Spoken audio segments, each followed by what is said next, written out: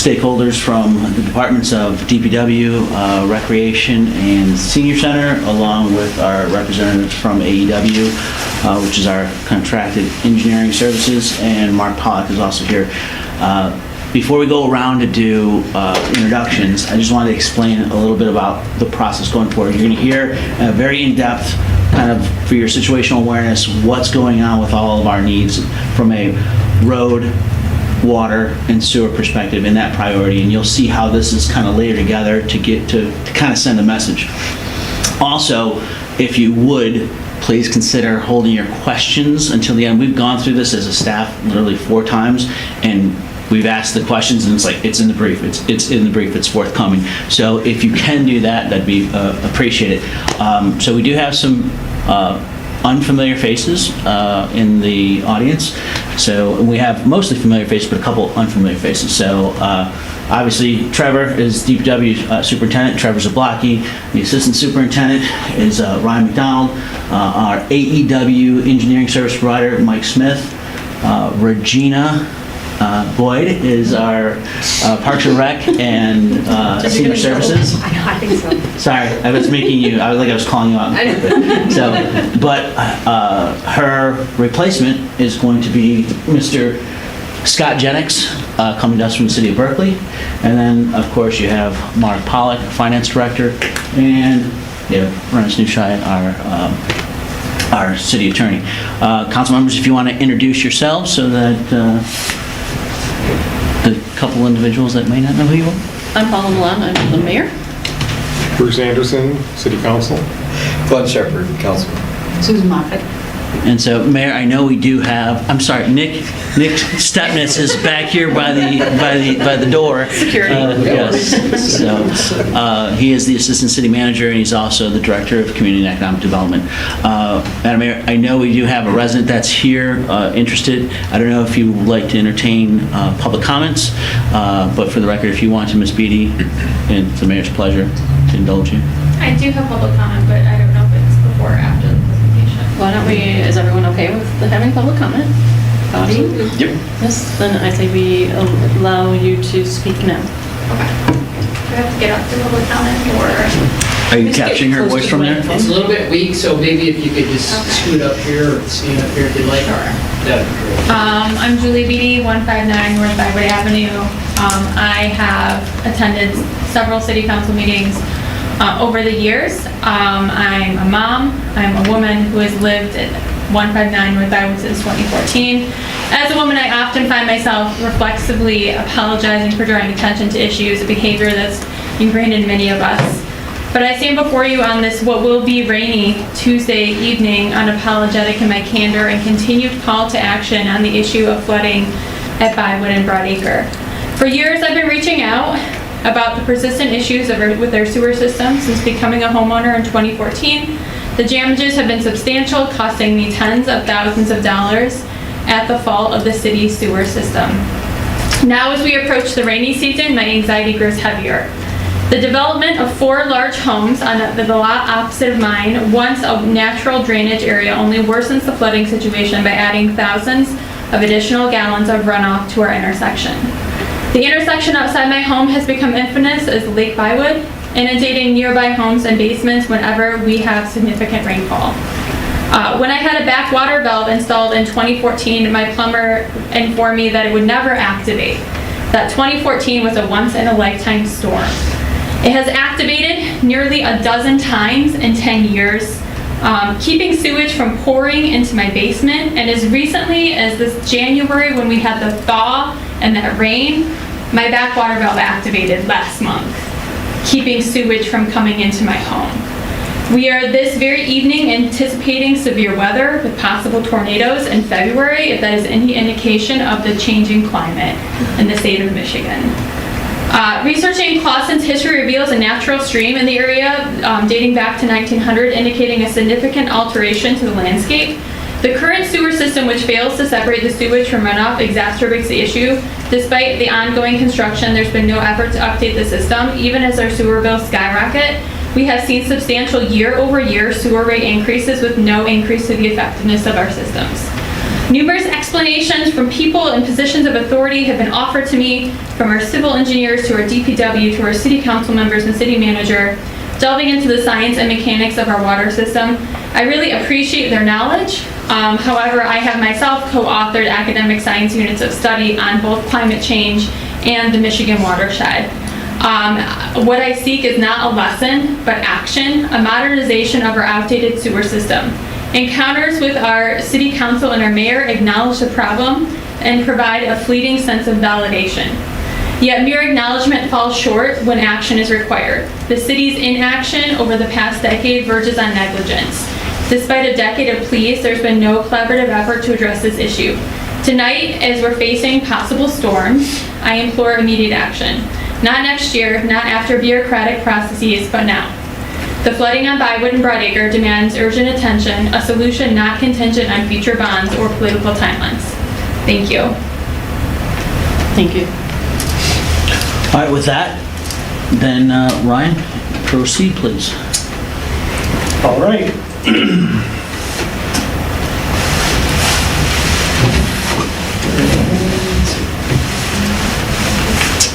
All right, welcome to the City of Clawson Department of Public Works Infrastructure Review and Budget Discussion. We're going to quickly go over, well, maybe not quickly, but we are going to go over the main aspects of our infrastructure, which is our streets, our water system, and our sewer system.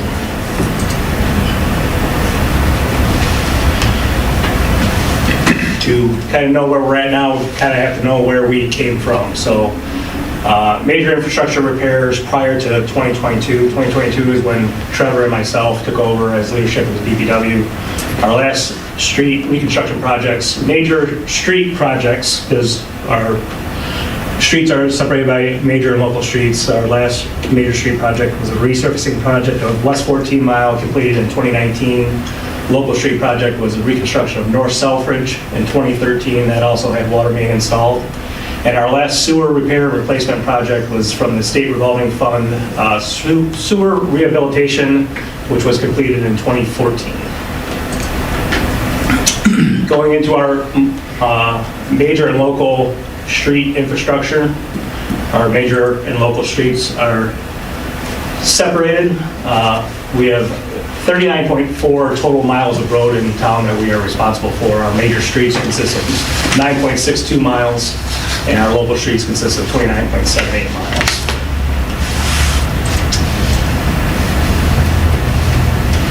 Of these, they are not all the streets in town are not our responsibility. Maple Road, all of Maple Road, Crooks and Rochester north of 14 and east 14 Mile are actually the jurisdiction of the Road Commission of Oakland County. Everything else in green that you see up there is our responsibility. So moving forward, we're going to go over the 2022 pavement and surface evaluation rating, or PACER rating. So the first map we're going to bring up is our road surface type. So the red is the bituminous or asphalt roads in town. You can tell up in this quadrant, which tends to be, you'll see on the next slide, some of our worst roads are also our asphalt roads. Everything else in green is our concrete roads. So the next slide is going to show us our PACER ratings. The ratings go from 1 to 10, 1 being the worst and 10 being the best. Again, as you can tell up in this section, there's quite a bit of red. So to break that down even further, we are just rating, or I highlighted in red just our rated 1 roads. It actually consists of just over 5 miles in town, or about 12% of our local roads. Again, that section up here in the northwest quadrant of the square mile. This section was redone, the Selfridge Phillips, but this was completed after the PACER study was completed, so that's why that is still in red. Moving forward to so that was considered a very poor, these are poor condition roads. These are the roads rated 2 and 3. The 2 rated roads consists of 8.232 miles. The 3 rated roads consist of 8.346 miles, for a total of about 16 and a half total miles of road in town, or about 40% of our roads are rated at a 2 or 3 level. And moving to more of a fair condition towards the middle of the Pacer scale, this combined total is about 10.7, so 7.3 for the rated 4 roads and 3.3 for the rated 5 roads, or about almost 27% of our roads are rated 4 or 5. So to combine all those ratings between 1 and 5, that leaves us with 79% of our roads are between that rating. So the roads you see up there that are still highlighted in black are considered our better roads. Or if you're a positive thinker, we have 20% pretty good roads in town. Moving forward for the maintenance aspect, we have maintenance and repair options. We have temporary options and permanent options. Our temporary options are a cold patch, hot patch, or a spray patch. Our permanent options are to concrete replacement, a mill and fill replacement, or the complete reconstruction of the roadway. So quickly to go over each one of these, this is UPM or cold patch. These are typically a temporary fix for pavement breaks or water main breaks. We use them to fill potholes. This material can be used all year. It is fairly cost effective. The 2024 price is $135 a ton. Typically when we order it, we pick up 5 ton at a time. Last year we took an order of 95.5 tons. This year, if we stay true to that, it'll be about $13,000 worth of cold patch that we use. There is very durability. It is used year-round. We typically tend to use it more in the winter. However, it is worse in the winter. It is a porous material, so with the freezing and the thawing, water gets in, freezes, pops the material, thaws, so it is a very repetitive motion for us to go out and do cold patch during, especially the winter time. Another option is a hot patch. Hot patch is, again, a temporary repair. It is more durable, longer lasting. However, it is more expensive than cold patch. It typically is only used in warmer temperatures. This is also more expensive because it needs specialized equipment. This is not something that the DPW currently owns. This could be a CIP item for future years, but it will not be in the near future because we have far greater needs at this time than this. One of our other options, which we took advantage of this year, is spray patch. For the cost, I think it was a good venture for us. We did a pilot program. It was a contracted repair that they came in. There was 3 sections that we chose. We were hoping to extend the life of these roads so we can give some relief to some of these residents that are on the severely damaged roads that aren't necessarily up for reconstruction right away. With our pilot program, we chose 3 sections. Those sections were the City Hall parking lots, the School Street between Bywood and Stephen, Broadacre Avenue between Weevick and Chockley. Of those 3 locations, the total cost of that was $28,975. Granted, the pictures here don't necessarily do it justice. Visually, they may not look well, but they are 1,000 times better drivable. We are looking to contact the company to come back in the spring to touch up any spots that may have been damaged throughout the wintertime from plows and whatnot. They're willing to do that, but overall, we're thinking that this is going to be a long-term solution in the upcoming years to keep this program like this moving. More of a permanent repair for us at the DPW is the miscellaneous concrete road repair program.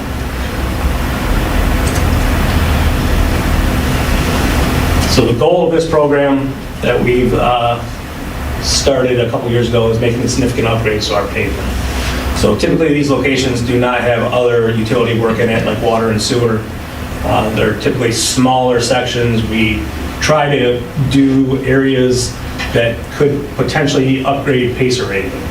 So the Pacer goes basically block by block and take an average of that block. So if 90% of that block is good and 10% is bad, that knocks that whole block down. So if we can fix that 10%, potentially that PACER rating could go up the next time we do that study.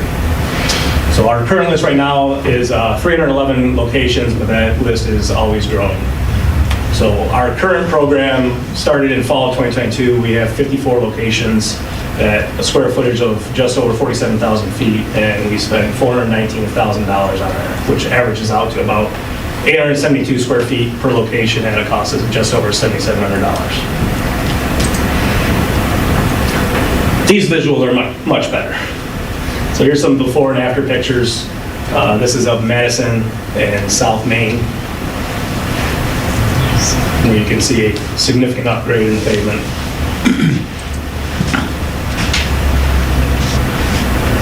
This is Charlevoix in South Washington.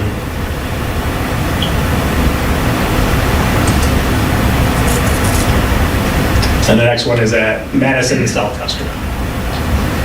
So there's essentially 54 of those locations throughout town that we've come through and poured new concrete. The next option is the mill and fill replacement. So this is just to be a contractor repair where they would come in and they would mill down an asphalt road, remove that material, and then replace it with new asphalt. The lifespan of this is approximately 10 years. This is what should have been happening to all of our asphalt roads in town when they were installed in the 60s. To my knowledge, this has never happened on any of the local roads. So, unfortunately, because of that, those local roads in that quadrant of the city, this is beyond that repair. We are going to have to do complete reconstruction in those areas. So the only area that we deem a potential location for this would be on East 14 Mile between Bellevue and Rochester.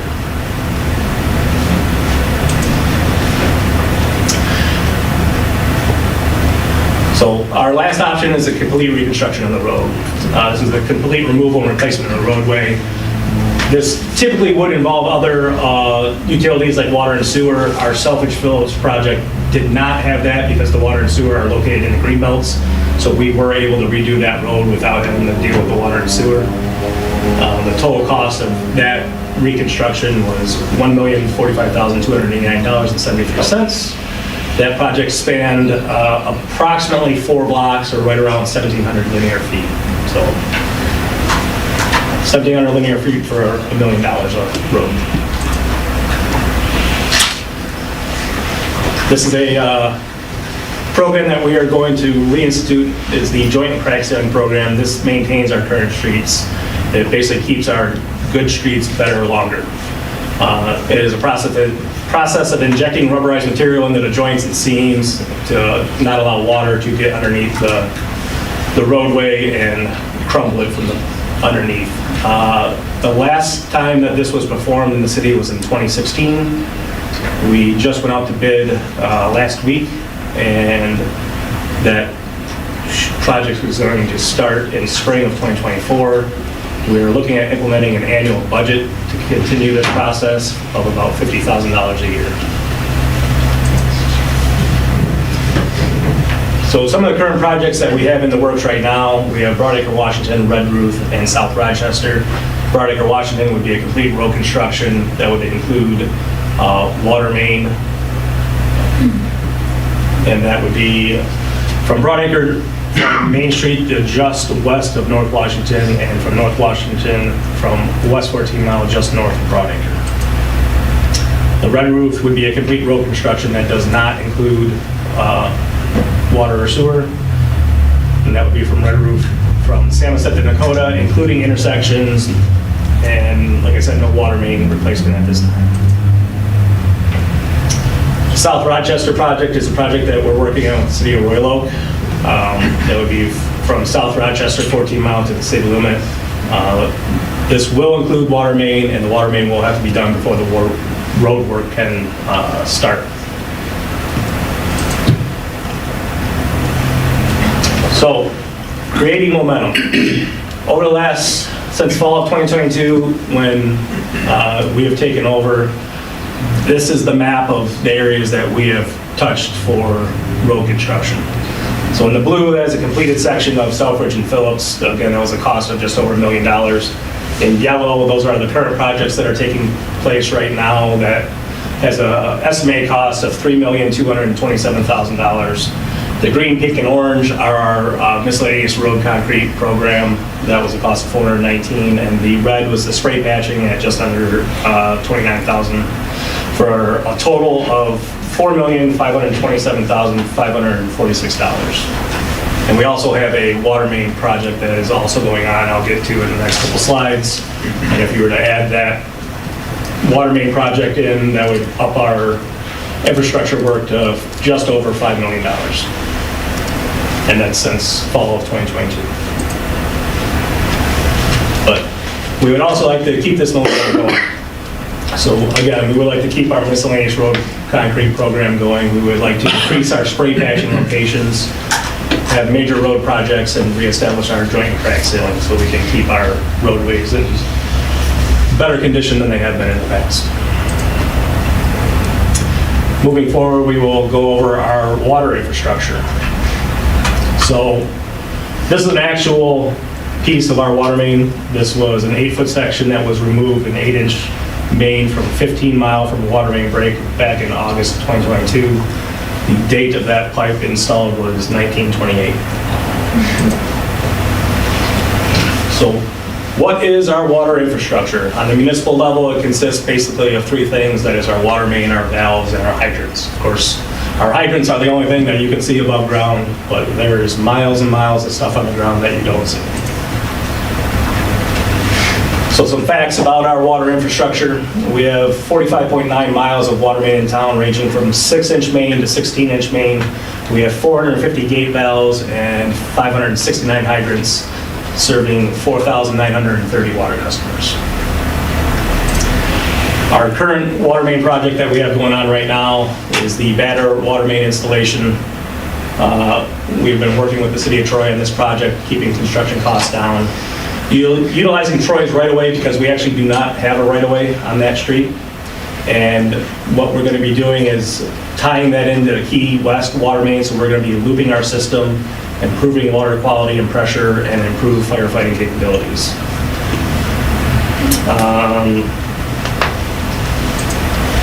There's the total cost of that project. Clausen's cost is an estimated $412,950. Unfortunately, we also have failures of our water system.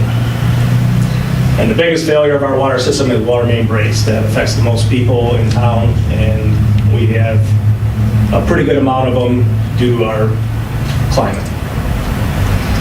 So to go over water main breaks real quick, there are 6 main reasons that water mains fail: temperature changes, pressure changes, excavation work, improper bedding, corrosive soil, and age of the pipe. And of those 6, we can only control one of those, and that would be the age of the pipe. So we can put new pipe in the ground. Other than that, we can't tell it to get warmer. So I would like to give everybody a heads up about pressure changes, because we were informed from SACWA that there are going to be they're replacing one of their larger valves at their Webster location in Royal Oak, which means that they're going to be diverting water from that area, so there are going to be some pressure changes. I can only assume that those are probably going to come with some water main breaks in town. Can't say that for a fact, because that's something I cannot control, but I'm going to assume that we're going to have some issues. Going over the age of our water main. So here is the total amount of water main in town. As you can tell, in the 1920s, that is the most amount of water main that we currently have still in use at 40.7%. The next biggest is the 1960s with 28.29%, and in the 2000s, I think specifically 2008, we did a lot of water work at 22%.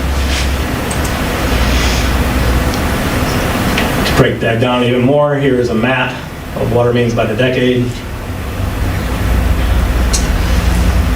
So you can see in the red is the 1920s, and then that's 40%. The purple is the 60s, that's 28.29%. The green is the 2000 at 22%. We're going to break up those, basically everything pre-1970 in the next couple slides, so you can kind of see where these mains are at. 1920s, 40.71% of our water main is a significant chunk of the city. Basically the whole south of 14 section, this middle section that we're in right here with the library, and going up this quadrant of the square mile.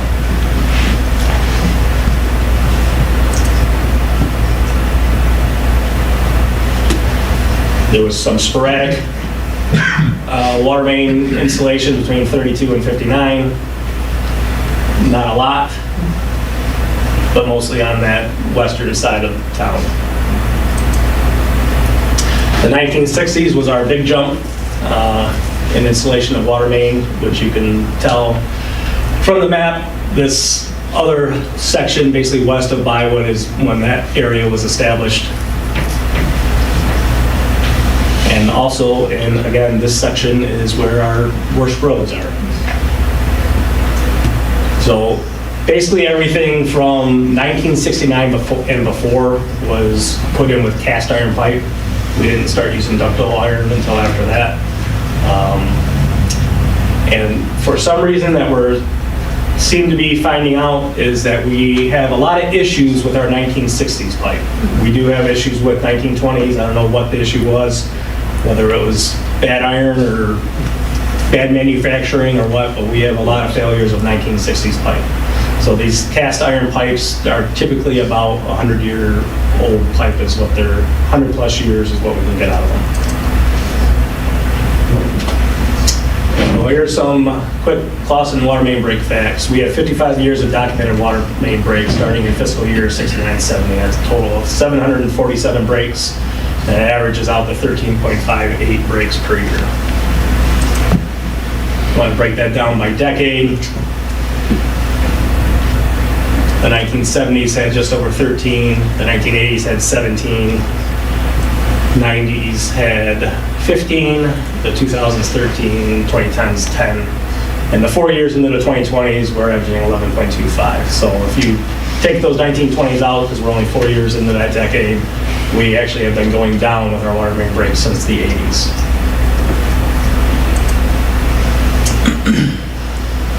Here's some numbers to reaffirm one of the major reasons that water main breaks happen is if you notice here from November, December, January, and February, a 4-month period, that a third of the year consists of 65% of our water main breaks.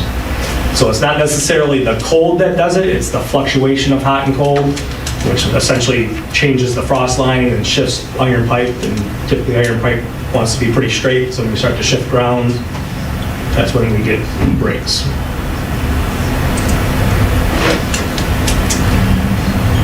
Next is our top 10 streets for water main breaks. Our highest street is actually West Maple. We've had the most breaks on there since fiscal year 69-70. Moving down, North Crooks, Broadacre, North Marias, and West 14 Mile. These are all known problem spots. And there's actually, I think, 4 or 5 streets that were tied with 18 breaks.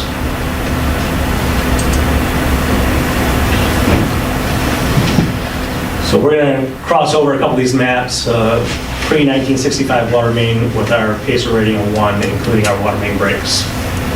So all the blue is water main that's in the ground that's pre-1965. The orange color is all of our roads in town that are rated at a PACER rating of 1, and all of the red X's are our water main breaks. So again, you can see up in this quadrant, we have quite a few, like I just said, about 15 Mile that is loaded with red X's, and this section of Broadacre is a problem spot. So essentially this is the same map, it's just highlighting the PACER rating of roads rated at a 2.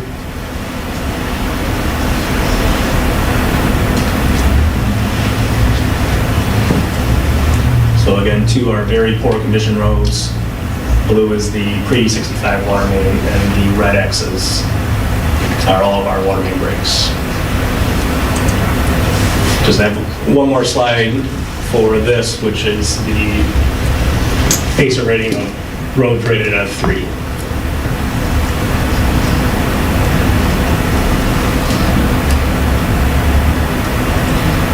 So again, this is one of those ones where I believe this is Marias.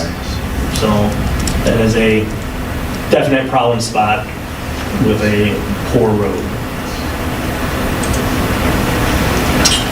So to help maintain some of our water mains in town, we would like to have a couple of maintenance programs. One of those programs is a hydrant flushing program, and the other is a valve exercising program. The hydrant flushing program is a program that we would like to initiate. It has multiple benefits: water quality control and preventive maintenance. For our water quality, essentially we're flowing water at a high rate to clear out the pipe. The same that you would do to a can that's got stuff in it, or a bottle of sauce that you want to rinse out. You don't rinse it out underneath the tap at really light water. You throw it on to rinse it all the way out. Essentially, that's the same thing we're doing at a much higher velocity. We're cleaning out the inside of that water main to get out all the sediment. And then at this point, we can also get our guys' eyes and hands on our equipment and make sure that those water mains are working properly in case they are needed for emergency use. The other is a valve exercising program. So again, we're looking for reliability, water quality, and preventive maintenance, being able to inspect, operate, and perform maintenance checks on our valves to ensure proper operation in case of emergency. The key to properly functioning valves is being able to isolate sections of the main in case of emergencies. This section of town is actually one of our problem spots where we have a lot of valves that do not work. We've had water main breaks in this section that we basically had to shut off this entire quadrant of town to make sure that we get a good shut off so we can safely fix the water main. So if we have properly functioning valves, that means that we can isolate that main to potentially a block or 2 blocks and only affect those residents to be able to fix that main instead of moving further down the line to get to a valve that actually works properly. And just to keep that in mind, those valves that are installed, those are typically installed at the same time as those water mains. So we have a lot of 1920s valves in town as well.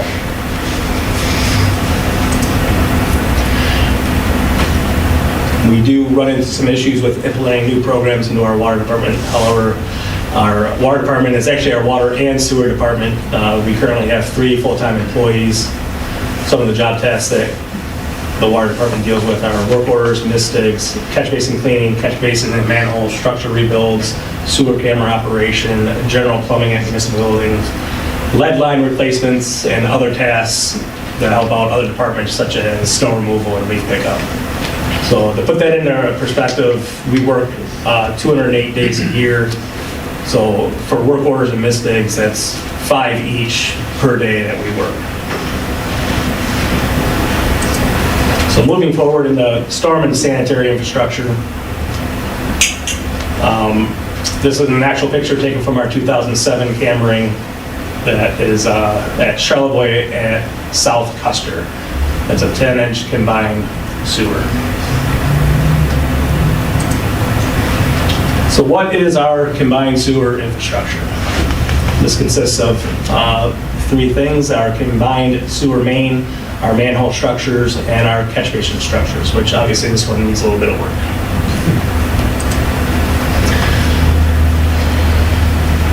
We're going to talk about responsibility. So the responsibility of the city of Clawson is the sewer main, the manhole structures, and the catch basin structures. The responsibility of the resident or business is any interior plumbing. We do get calls to have our crew go out there and check interior plumbing. We have to tell people that is a plumber's job. We are not plumbers, so you would have to do that on your own. Any private property edge drain or drain tile, any private property catch basins, and any sanitary and storm leads on private property that lead up to and including your tap. So if your tap separates from our main, that is your responsibility to fix. If you have root intrusion in your sewer line, that is your problem to fix. If you have a collapse of your sewer line, that is also your problem to fix. So some stats on our sanitary sewer. We have 42.76 miles of combined sewer in town, ranging from 10-inch to 48-inch. We have over 1,000 manholes and over 1,300 catch basins.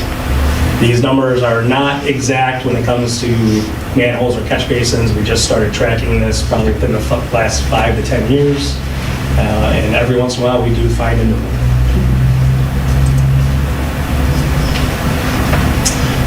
So, the last time that we had our entire system televised and inspected was in 2007.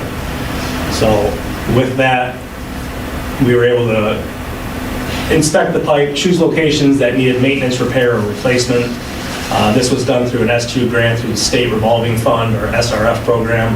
It was a 90% federal match, or a 90% federal, 10% local match at a cost of $530,851. So with that, by 2012, we were doing some sewer work.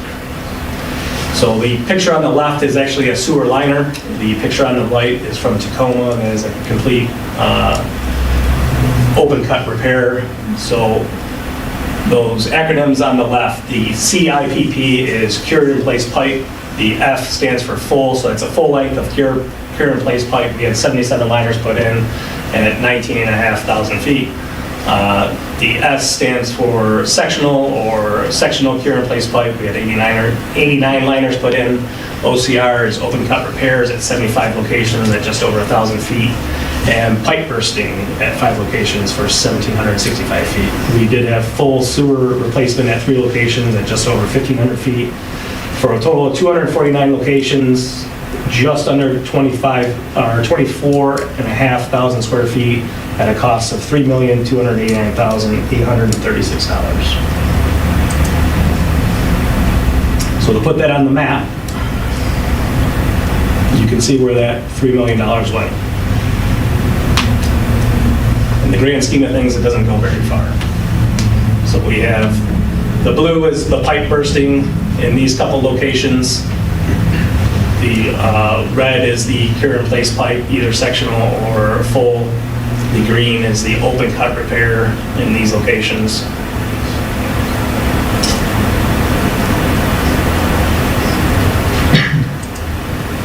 So moving on, we do have some sewer issues. However, we've had too many significant weather events to truly know the complete status of our sewer system.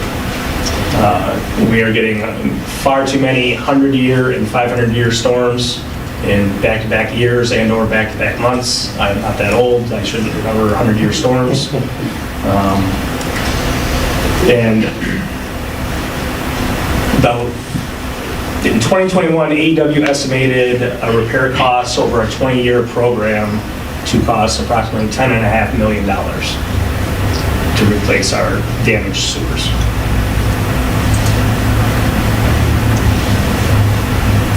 So our current process of addressing sewer issues, we are pinning problem locations and investigating complaints. Here's some of the locations, just a handful that we have addressed over the last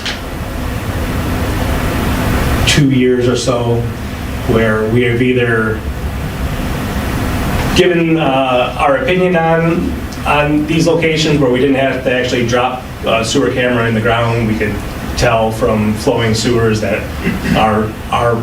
wasn't our issue, the sewer was flowing fine.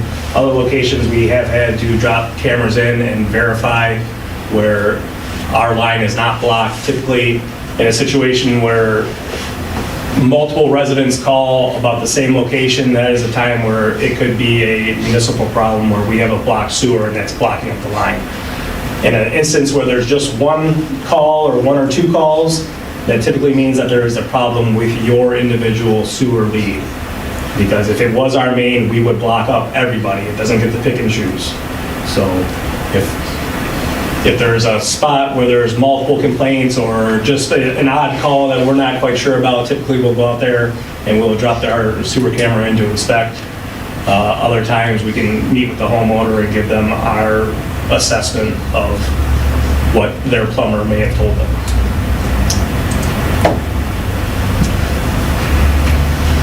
So moving forward, we will talk about our budget. But first, We did some thinking outside the budget in these last couple years. Our Broadacre, Washington project was an EPA grant for $710,000 that goes towards water main. Our Red Roof project is currently a HUD grant that goes towards the road reconstruction at $424,000. We have been coordinating with surrounding communities to help construction costs. Like I said, we have communicated with the city of Troy for the Banner water main project. We are working with the city of Royal Oak for the water main and roadway. We have a grant out for the water main in that location at a cost of $1,900,000. We have also approached the state appropriations committee the last 2 years. This year we have proposed 5 projects.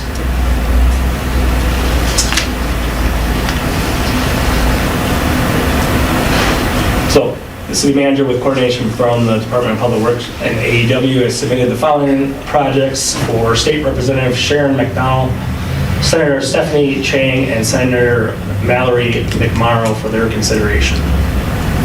So they're broken up into small dollar projects and large dollar projects. The small dollar projects are projects under $2 million.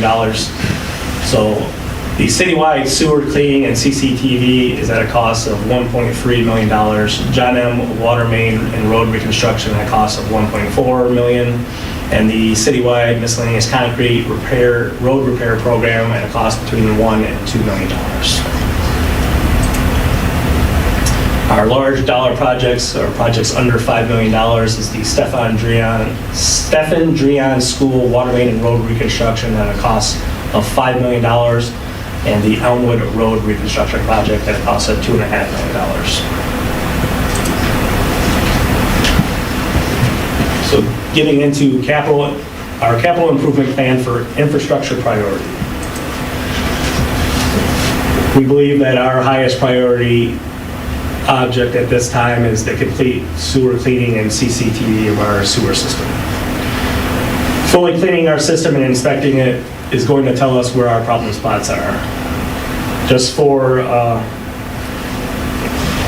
believe it was $513,000 is what we paid back in 2007 to do this same project. And the estimated cost in the upcoming year would be $1.3 million.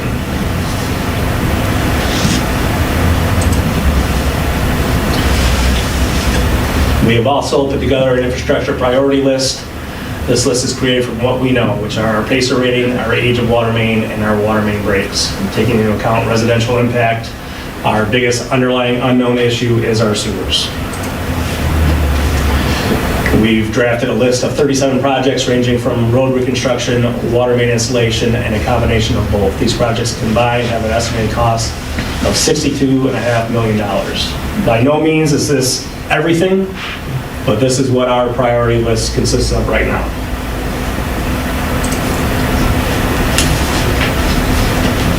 These are our top 10 priority projects. So it would be the road reconstruction of West Elmwood at a cost of $2.5 million, Drian, Kenilworth, and Stephen, or Drian from Kenilworth to Stephen, School from Langley to North Biowood. So a couple of these projects can be paired together to make a bigger project. So when we went to the state appropriations committee, that's a couple of these projects together to get to that $5 million cost. So if we were to complete all 10 of those projects, that cost would be $25,351,850. Of our 37 on our list, our lowest cost is a repavement of Wilson between Key West and Hendrickson, a very small section of town, at $290,000, and our top dollar amount would be the water main and road project on Broadacre between Crooks and Biowood. That would be just under $4 million. And keep into account, those do not have to do with sewer because we do not know the condition of those sewers. Moving forward, if we were to not get our sewer cameraed, any project that we would move forward with, we would have to do that individually to make sure that we're not putting road and water main over damaged sewer. So our goal would be to get that sewer cameraed and get the entire city cameraed so then we can move forward with our infrastructure with knowing our sewers, working from the ground up. You can't build a house starting on the second floor. You gotta start in the basement and build yourself up. So our capital improvement plan for our equipment needs, our biggest ask is our Vector truck. Our current one is a 2014 Freightliner Vector Jet Guzzler 2100 Plus. It is a critical piece of equipment for our water and sewer department. It cleans sewers and catch basins. It does all of our hydro excavation for emergency applications such as water main breaks, water service repairs, stop box repairs. They tell us that the typical lifespan of these trucks is 7 years. Apparently water and metal don't mix real well. Outside maintenance since 2016 that we were able to find, we've spent about $57,000 on this truck. And the replacement cost is estimated at $525,000. That is our biggest ask.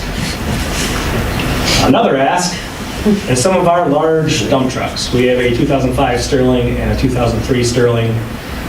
Both these trucks, if replaced, we would actually downsize. The top truck is our truck 7. We would downsize that truck. I'm not quite sure why we got a truck of that size in this town. When we plow the roads in that truck, it is extremely difficult to turn. So we would actually downsize that truck to the same size truck on the bottom, which is a 10-yard dump.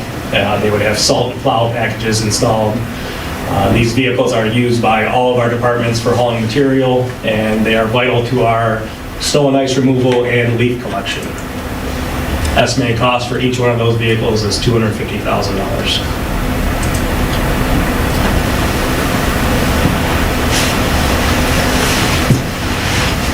So our next vehicle that we are looking to get replaced is our 2005 GMC equipment step van.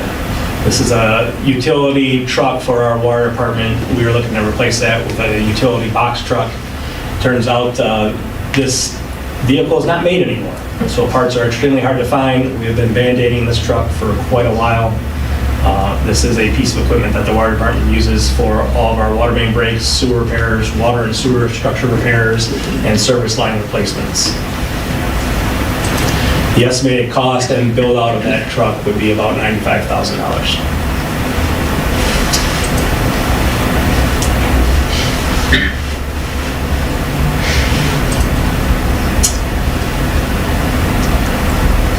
So some other budget considerations for 24-25 would be staffing.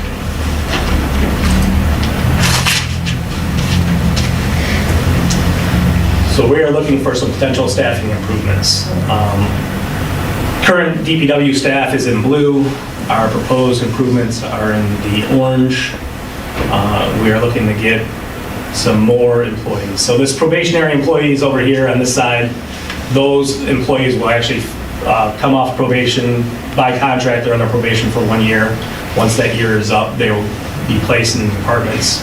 Our Parks Department is one man short, so one man will be going into there, and then the other would be going into general maintenance. So unfortunately, our current staffing levels don't really allow for us to implement new programs like I was talking about, like the hydrant flushing and valve turning. Current programs that we do have in place, like tree trimming, have to halt due to the weather, or the weather of the seasons, because our Parks Department is also in charge of our parks. So when we get to spring and to baseball, softball, and soccer, our tree trimming stops until those fields are prepped and ready to go.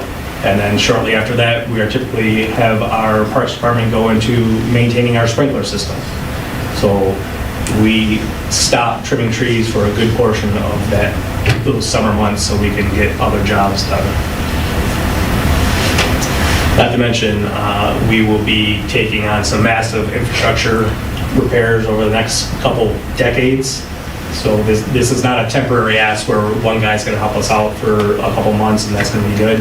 We're actually looking for an additional 1 part-time clerical and 3 full-time DPW employees. So to quickly go over our DPW office personnel. Pre-COVID, our full-time staff consisted of the superintendent of the DPW, the assistant superintendent of the DPW, and an Ask Me clerical. Part-time staff at that time was the director of engineering services, engineering services clerical, and a part-time front office. Oops. Our current staff consists of the superintendent, the assistant superintendent, our ASME clerical, and we currently do not have any part-time staff. So the addition of one part-time clerical would cost about $30,730. Some of our part-time staff job tasks would be taking over some data entry from our current admin, assisting our current clerical in answering phones, right-of-way permits, lead copper testing, currently trying to input all of our tap cards. So we physically have 3x5 cards that we have to look up for certain information. We are trying to get that all into our BSNA system.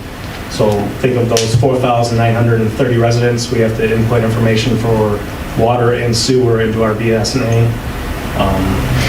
This would also allow our clerical, Miss Kathy, the ability to take a day off. Because currently, if she takes a day off, me and Trevor are pretty busy. We are not answering phones. We are checking voicemails at lunchtime and at the end of the day.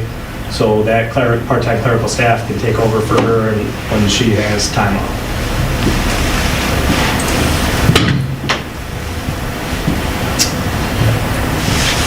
So the addition of 3 full-time employees, we could continue some of our current programs without delay due to low staffing and changing of seasons, such as tree trimming, tree removals, catch basin cleaning, and coal patch.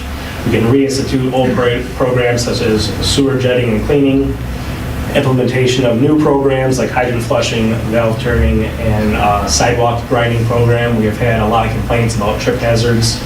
We've looked into purchasing essentially a concrete grinder.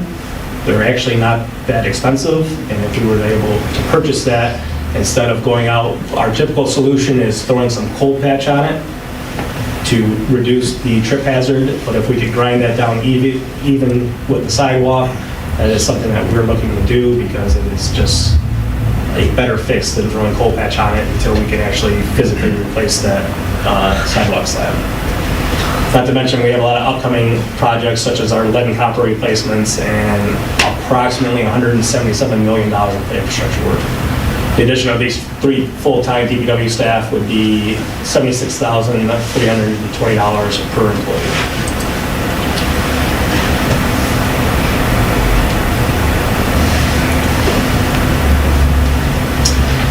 The purpose and benefits. Clawson DPW strives to provide the best quality services for the residents, businesses, and business owners of the city of Clawson. These projects, equipment, and manpower are key to improving and keeping our infrastructure in an acceptable condition for our community.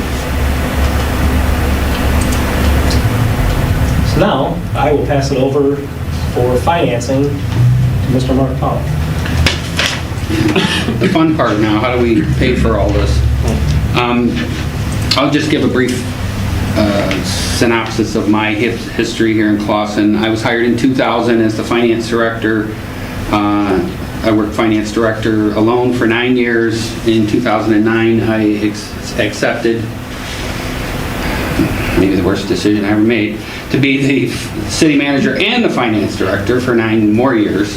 And then recently, Joe offered to bring me back as finance director in July of 2023. This isn't new in my years here. We looked at a very similar program in 2006 with the assistance of AEW and our DPW staff. We looked at about how much would it take to fix our infrastructure, and I believe at that time, and Mike may be able to help me with this, it was around $140 million. Which we knew we didn't have the capacity to borrow. We certainly didn't have, the ability to pay for. But we thought, let's bite off as much of that as we could possibly chew. And we did projects, combined road, water main, and sewer. And Ryan did cover some of that. And I believe it was around $25 million worth of work. And that's part of the debt that we're paying back now. What we asked PFM to do, the program that was on the table in 2021, we asked them to update that. Our hope is that we can, it was 6 mills at that time of debt levy.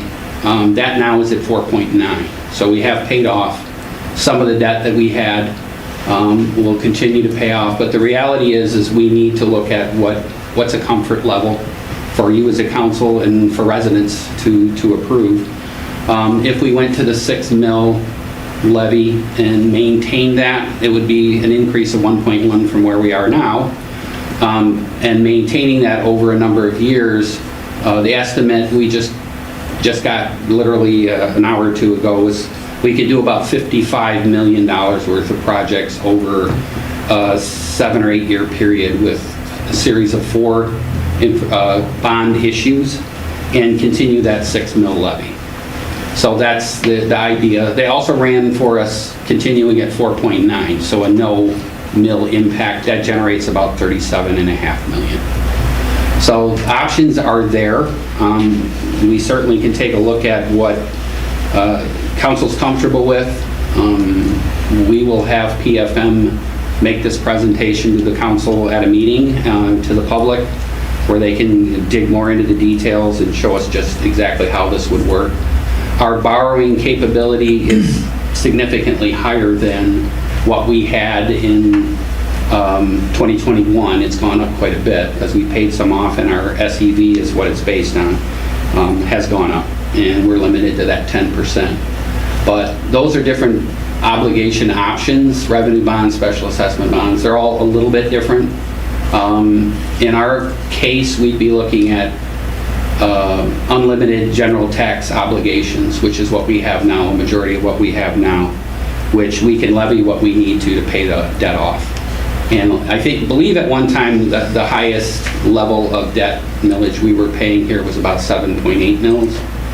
And then it dropped to 6 when they had originally done this calculation. We had a legal debt margin available of 34. That's almost doubled. So we actually have the ability to borrow up to $68 million. But the issue is what is a comfort level for the residents here to say, I can pay an additional, 1.1 mils to get us back to that 6. We could do up to $55 million worth of infrastructure projects. And we're kind of looking at it. It's unfortunate. It's like a 15-year cycle where you're looking at doing this about every 15 years. We're never going to do the $177 million, but in reality, if we look back at 140 million then and we have 177 million now and we did 25, that tells you that things are getting more expensive and the need, I guess, continues to grow. But it's trying to take care of the most urgent projects so that we don't have flooding basements and that we don't have water mains that break constantly, and we're fixing the worst conditioned roads. So the thinking is that finding that comfort level for council. You can see here that the projected debt capacity goes up, and again, these are 2021 numbers. We're above that now. We're significantly above, because if you look at the third line of 2024 there, we actually have over $65 million worth of debt capacity now, and that's because the formula is 10% of the state equalized value, and then they subtract out your revenue bonds that allow you to issue that debt as well. But we're trying to find, again, what's a comfort level for projects where the residents would support, either additional millage or where things are now, and we're kind of looking at about $55 million worth of projects. And I think we all agree sewer's a priority. The figures that Ryan gave were 62 million, and that didn't even include sewer. So we would replace a lot of the road and water main projects that's urgent with sewer projects and trying to get them back to where it was. But we did $4 million. I feel like it as much as that hardly put a dent in it, it did go a long way at the time. And we certainly can look at, whatever the urgency of the $1.3 million infrastructure and the camera and televising of the sewer system is definitely on top. That's the starting point. That is actually something, if council's in favor, we could start now with our reserves. We have about $3 million in working capital in our water and sewer fund. We could commit to that $1.3 million utilizing those funds. We're still going to hope that we get grant money and they'll reimburse us. That would certainly be nice, but it is something we can move forward with. So rather than putting it off, we could make the decision to say we're going to move forward with that piece of the project, and that's the best place to start. So that would certainly be what we're suggesting. And again, the DPW's needs is certainly something we look at.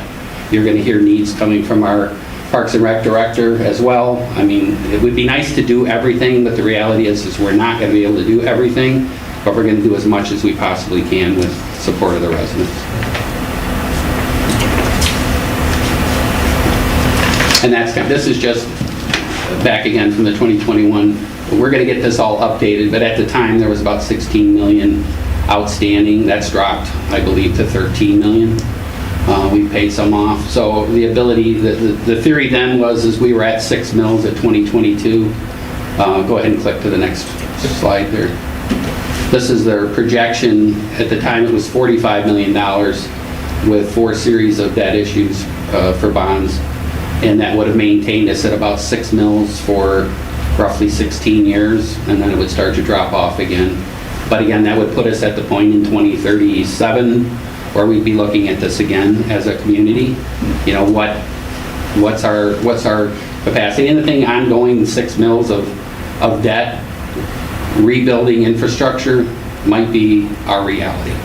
It might be a continuing reality for us as residents of Clawson to get that stuff done. But we'll never get it all done, but if we could continue to take off large chunks, you know, in 10 to 15 year periods, it'll certainly help reduce that. It'll make the city, put the city in a better condition.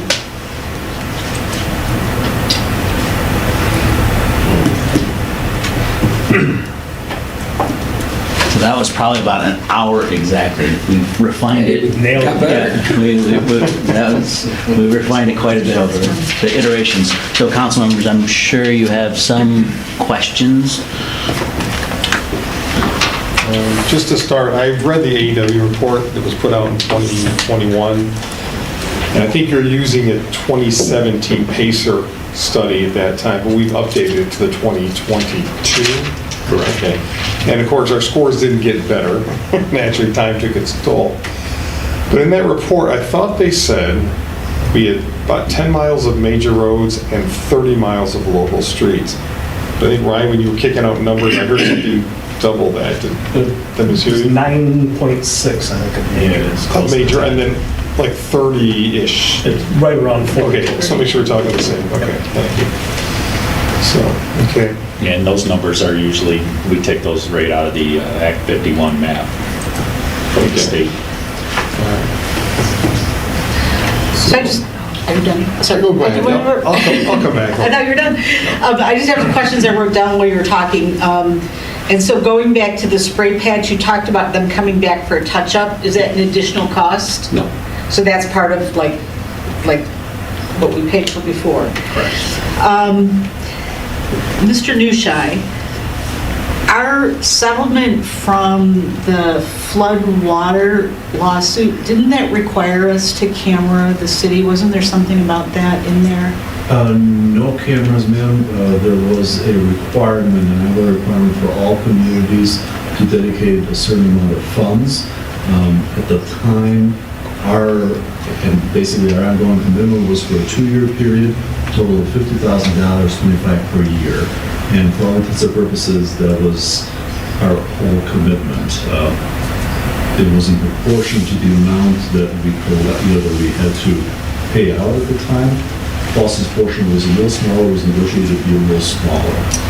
So we had a commitment to allocate funds to complete that cammering. No, this was we didn't. We had it was a general sort of statement in the consent judgment, which said, for Clawson's perspective, we would only spend $25,000 per year for a 2-year period. We would spend it on what? It was a general statement concerning all sewer work. Oh, so we would basically. fix $25,000 worth of sewer stuff for 2 years for the lawsuit, whatever. It wasn't specific anything. Gotcha. Correct. Okay. And then the other question I had, you quoted the $76,320 per staff member. Is that just salaries or is that inclusive of benefits? So that's all salary and benefit? Yep. And then, one more question. The $55 million that you talked about that we could generate from this bond issue, that's 55, one time 55, like not 55 over. Right, it would be 55 million. They would likely do 3 or 4 series over a number of years to get to that level. We'd probably start off with, 20-some million dollars in the first year, and then a couple years later, they would issue another to continue the projects. But in total, over the time frame, it would be 55 million. Over a period of time? Yes. Gotcha. And so we would, when you present it all, we'll get a schedule of when? Yes. Okay, gotcha. Yeah, the 2 graphs that were up there, they'll have them updated, and they'll also give a breakdown of the projected value increases, and then our debt capacity will continue to grow. But again, the reality is what are the residents comfortable paying in debt? One more question, not written down, but as you were talking, so, I know 2 houses just sold on my street. One, the neighbor told me for $400,000, one for $300,000. And I live at Dreon, the bad streets. Housing prices are going up. How does that affect our pockets? Well, the way Proposal A and Headley combined impact us is we're limited to the rate of inflation or 5%, whichever's less. Up until the last 3 years when CPI went through the roof, we were 2% or less every year. So our capacity for taxes, if you have, for example, I have owned my home with my wife since 2011. We were after the housing crisis, but things started to build again. And if you've owned your home since then, you've seen that gap. Everybody just got their assessment notices. Your gap between your taxable value and your assessed value is huge again. And what that is you're taxed on the taxable value. So, and then somebody sells and like, well, it's uncapped and now you're paying twice as much in taxes. We don't necessarily get all of that because the way it works with Proposal A and Headley is it gets kind of distributed throughout the city as additional savings. It's not really savings, but to everybody else. So we don't get a full impact of all of that. They do a neighborhood assessment for the assessors. The individual gets harmed because they're paying quite a bit more in taxes, but the city doesn't reap the full benefit. So I think the scenario years ago someone gave me was even if every house in the city sold and was uncapped, we wouldn't reap the full benefit of if it was a 20% increase because we're still limited by the rollback of Headley. So that keeps us around the rate of inflation or lower on an annual basis. And that's kind of the control the state put in place to keep us from reaping huge benefits of being a valuable community. So as these housing prices go up crazily, the city reaps a not significant amount of the increase in tax revenue. It gets so distributed that it gets diluted. Right. So we'll be, and then part of the estimate they give you on your assessment notice is to try and say based on the current year's taxes, this would result in an increase to you of X. If you're fortunate enough that your taxable value is still really low, because it's only increased at a lower rate, and your actual assessed value is higher, you're still only taxed on the taxable value. It's the unfortunate people who buy a new home that get uncapped and have to pay that full amount. They're paying us a lot more money, but we don't reap a full benefit of that because overall in the city, we're actually getting a reduction in our general millage that we can levy due to Headley. Gotcha. Yeah, Headley's rather complex, should I say. Well, I get that. I just, people say, well, these houses are selling, the city should be flowing with cash, right? Because of the prices are going up so much.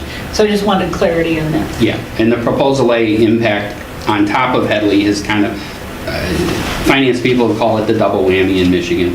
Michigan's financial system for municipalities sucks. It's broken. They've talked for years about addressing it. They never have. We're just pretty much on our own. They say, you need more money, go to your residents and get it. Thanks, while they continue to take money from us at the state level. It's not fair, but it's not going to change anytime soon. I was reviewing the AEW report again, and you used the PACER scale, 1 through 10. And in your report, you'd recommend that anything with a PACER level of 2 or 3 get a reconstruction. Correct. Okay. Now, just for interest, I pulled down the Royal Oak report. Do you guys provide the same services? They got a millage that's going, and they've got a plan. Was AEW the consultant for Royal Oak? No, we're not a consultant Okay. for them. Okay, just for interest or comparison, I looked through their 38-page report, where basically a resident can go look up by alphabetical order their street, walk down, laid out very similar to what Ryan's group did. Basically, here's your street, this section, this is what we're doing. And I walked through, and they had the PACER scale, and I walked through each one. And I found it interesting that they were only doing reconstruction on 1s and 2s, not 3s. And then they've also put out here at Clausen now, their top 37. And again, reconstructions are only basically on the 1s and the 2s. So the 3s, I'm thinking, are some issue of dispute among the engineering community. From what I'm seeing, Ryan, our DPW's plan, plus Royal Oak seem to be in agreement. Yours kind of goes for a more high-end approach that even all the PACER ratings of 3 would get reconstructed. Is there a reason for that? I guess I'd have to look at the map and see where all the 3s are at, but you could consider their locations and their approximate location to a 1 or a 2, and whether they're combined with those 1 or 2, and does it make sense? There's that factor. And then there's the factor of, working with the city. We just don't put the report together based on what we think. We work with the city staff as well, so some of that input may have been from prior staff. Okay. I'm just, again, whenever you get experts involved, you may get different opinions, right, on how they weigh things. It's one. Yeah, everyone looks at it differently. Sure. Just And, like if you're rating the roads, it's subjective. They recommend certain criteria for the 1s, the 2s, and 3s when you're driving it. Someone might think it's a little bit worse, someone might think it's a little bit better. And like Ryan mentioned, it's by road segments. So that segment might have, 50% is a 1 and the other 25% is a 3, and then maybe there's a bunch of patchwork that was done, so now it's a 9 or an 8 in that section. So how do those numbers, average out? Okay. And one thing I also noted in the Royal Oak plan was where they have the PACERs of 3, it was basically a concrete patch. And there was, in that plan, there was a lot of concrete patch, which I'm assuming is somewhat synonymous with the miscellaneous concrete project. So maybe we're hoping to improve, just hit those trouble spots on maybe the 3 roads rated 3 or even 4. Am I describing? Because your plan, that's the big projects, but miscellaneous concrete is a whole bunch of little projects, which I'm sure you didn't have the time to lay all that out right now. Yeah, that would be definitely the plan, is to continue that concrete repair program to fix, various areas of where we can bump up the PACER ratings on road segments. Okay. Also about asphalt. I was surprised, I'm always wondering the question, how many of our streets are asphalt and how many are concrete? Apparently very few are asphalt, mostly in that upper quadrant. Mine is. Yeah, well, exactly, there's some. So those are asphalt surface. Right. There's a different, those are actually composite sections. They're concrete base with a layer of asphalt on the top. So it's were they concrete at one time and got a resurfacing of asphalt? Very possible. Okay. I just know, again, looking at the Royal Oak plan, I was amazed at how much of their work was going to be mill and cap on asphalt. It was like, and again, I grew up in Royal Oak, but I never paid attention to, they have a larger percentage of asphalt paving than we do. I don't know the answer. Which, if they have a program where they're doing that every 10 to 12 years, that's great.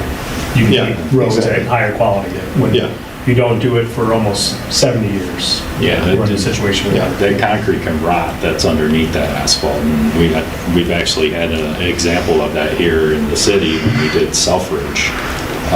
The original project was to resurface it. And the cores that were taken in certain areas showed that the concrete was in decent condition in those areas, but once we milled the asphalt off and took a look at the whole surface, it was all cracked up and everywhere, and just didn't make sense to put asphalt back on top of that because it would just reflect right up in the next couple of Is years. that coming from the bottom up or is it top down like that? Usually it's a sub-base issue. Which is something with our joint and crack sealing that we're looking to do that on our roads that we have just recently redone, so that doesn't happen. So on those concrete, you don't know necessarily what's happening underneath, right? And there's nothing to go underneath in order to see what the level of degradation is. All we can do is take core samples and soil samples Okay. and have it analyzed in that one particular spot. Yeah. You're not, typically like on a road reconstruct, you get them like every 500 feet or so. But, and there's cases, and it's happened to me on projects, what's happening in between. There could be a real bad spot that you come across where you got undercuts, that you have to do during the road project. So, and when we put those projects together, we typically add those contingency items to the bid package for undercutting so that there's a unit price for it and we're not coming back later. So that you'd have to do significantly additional steps or more, or, as far as whether or not it's a gravel base or whatever the level is that you do, that you'd have to do something else. To see what exactly is Yeah, and there. to amend that in order to make sure that, there's a section of soil that needs a particular amount of due diligence in order to make sure that the whole street is uniform. Yeah, we would still go about, getting our cores, our soil samples and stuff. But like I mentioned, there's cases where in between, you might not know. You're making an engineered guess that everything is uniform in between. If, this sample says it's this thing and the next sample says it's kind of similar, you're kind of assuming it's consistent. Okay. And then you're basing your road section. Are you encountering that in the miscellaneous repairs? I don't think he has. No. So again, so far through the miscellaneous repair program, there's not been a re-evaluation of the pacer, right? For those or? Not since 2022. Yeah, because the last two programs that were done afterwards. We started doing it after the last piece. Okay, so off the whole question, as far as rain runoff for those streets that are notoriously bad, right?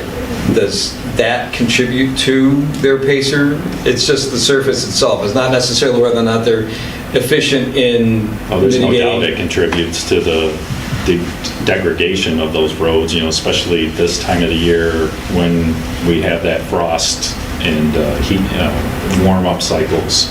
That water gets underneath, gets the soil wet, and we get a freeze cycle. And everything starts pushing up because it's frozen underneath, and then it starts thawing, and then everything pushed down and create these voids, and everything starts breaking. So you could have, in addition to having a poor road surface, a poor mitigation of stormwater runoff, right? So that you'll have areas of the street that are pooled up and having standing water and. Yep.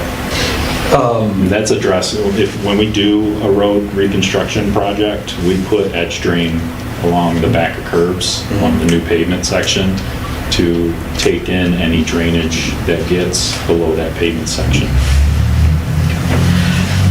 In any of these projects, have you considered rain swales at all for any of the wider sections, or is that not feasible? Would that be something that would be considered post the inspections of the drains themselves? That would be something we could consider during the design of the projects to see if we have the space for it. On most of these typical roads, you got small. Mine's too narrow. But I'm thinking like Bywood. I mean, I guess it is a thoroughfare, right? That was designed for, but it's also fairly wide. And whether or not that might help to mitigate some of the problems that they're experiencing. So, but yeah, those can always be explored. Okay. So as far as the water mains are concerned, I know there at one point they were putting polyurethane sleeves in some of them. Are we still doing that? wrap. As a The wrap? The poly wrap. We haven't done it. I don't think we've done a ductile iron water main. We haven't I don't done a know water with main you guys yet. project. So, Selfridge, 2013. yeah. This is our first water main project that we've been, But these are gonna be tearing them out, right? Or gonna they review? don't have to be. So what might happen? They could be, I mean. There's different, so there's different, Or- yeah, there's different options for replacement depending on the location of the existing main. And in a lot of cases, this city, there's a lot that are under the curbs. So we want to get those out.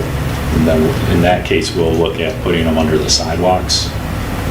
We can directional drill those in with PVC pipe, HDPE pipe. They're even directional drilling ductile now.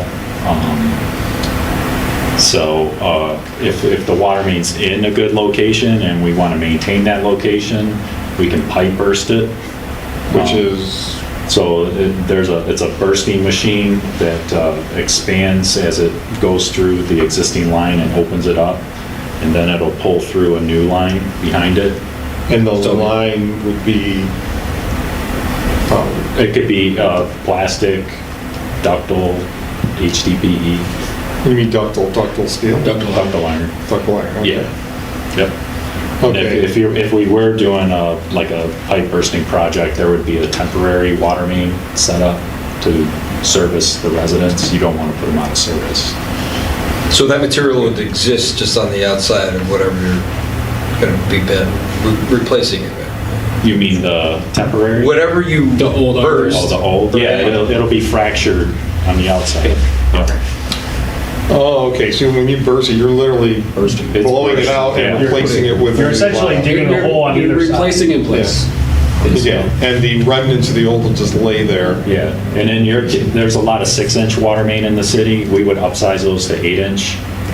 So you would burst that 6 and it would burst big enough where you could pull that new 8-inch. Okay. There's some cool videos on YouTube. I'll check it out. Actually, the batter water main, that's going to be a directional drill down batter because we don't want to open cut batter road. It was just, the cost of the project would have been sky high. We proposed to directional drill that. And what they do is when they directional drill, they can pull, some contractors can pull up to 500 feet, 450 feet. And then they'll open little pits where the one end will come up and then they'll drill again and continue on their alignment. Okay. As far as sewers go, are all our sewers, is the bulk of our sewers right under the road? Or The some? bulk. Pardon? The bulk of them, yes. Okay. So in all your projects, you had the column, you had like repavement and then you had water main. I'm assuming you take off the street, you're gonna redo the water main just as a matter of course. Another water, the sewer. So that's what Ryan was saying, that's one of the big pushes also for us wanting to get everything cleaned and inspected. So when we start planning, when we want to do things, we know what's under there, what condition it's in, what work needs to be done before we start. The way it goes now is, as the planning's going on, we go out and camera that sewer and see what kind of shape it's in, give it to AEW, they decide what work needs to be done to that sewer before the project starts. But you're doing it piece by piece now, whereas you'd like to see a We'd whole like- comprehensive Yes, for the whole city. because Okay. we'd like to not have a plan that just has watered road. We'd like a plan that's sewer water road. Sure, absolutely. Now, I know, Trevor, you mentioned, I think you had like 5 zones in the city, and you had a plan for inspecting them, starting from the north, working your way to the Yeah, southeast. for the, Okay. How long would it take to do the entire camera inspection? if we did it all at once, Yeah. If we dropped you 1.3 million and said go, how fast would Less that than a half a proceed? year. Okay, less than 6 months? Yeah. We're doing bigger programs than that in other communities and it's done fairly quickly. And when you put the cameras down there, what would one expect to see? For example, after the 2014 floods, they talked about we have some damaged sewers. What would that damage look? Just some examples of what might be. That's a good question. Well, I mean, what have you seen in the past? For example, sometimes when you say damage, is it a collapsed section? Is it something in like growth or? Well, a lot of your sewers are clay pipe, so it's Okay. a brittle material, and they're old. So it could be ovaled, it could be collapsing, it could be cracked, there could be lineal cracks, there could be spider cracking, there could be just a chunk missing out of an area, and you could do a sectional liner to fix that.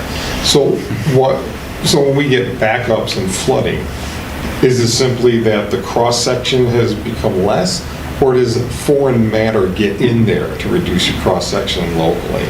Like tree limbs, small limbs, I don't know, gravel, sand, you name it.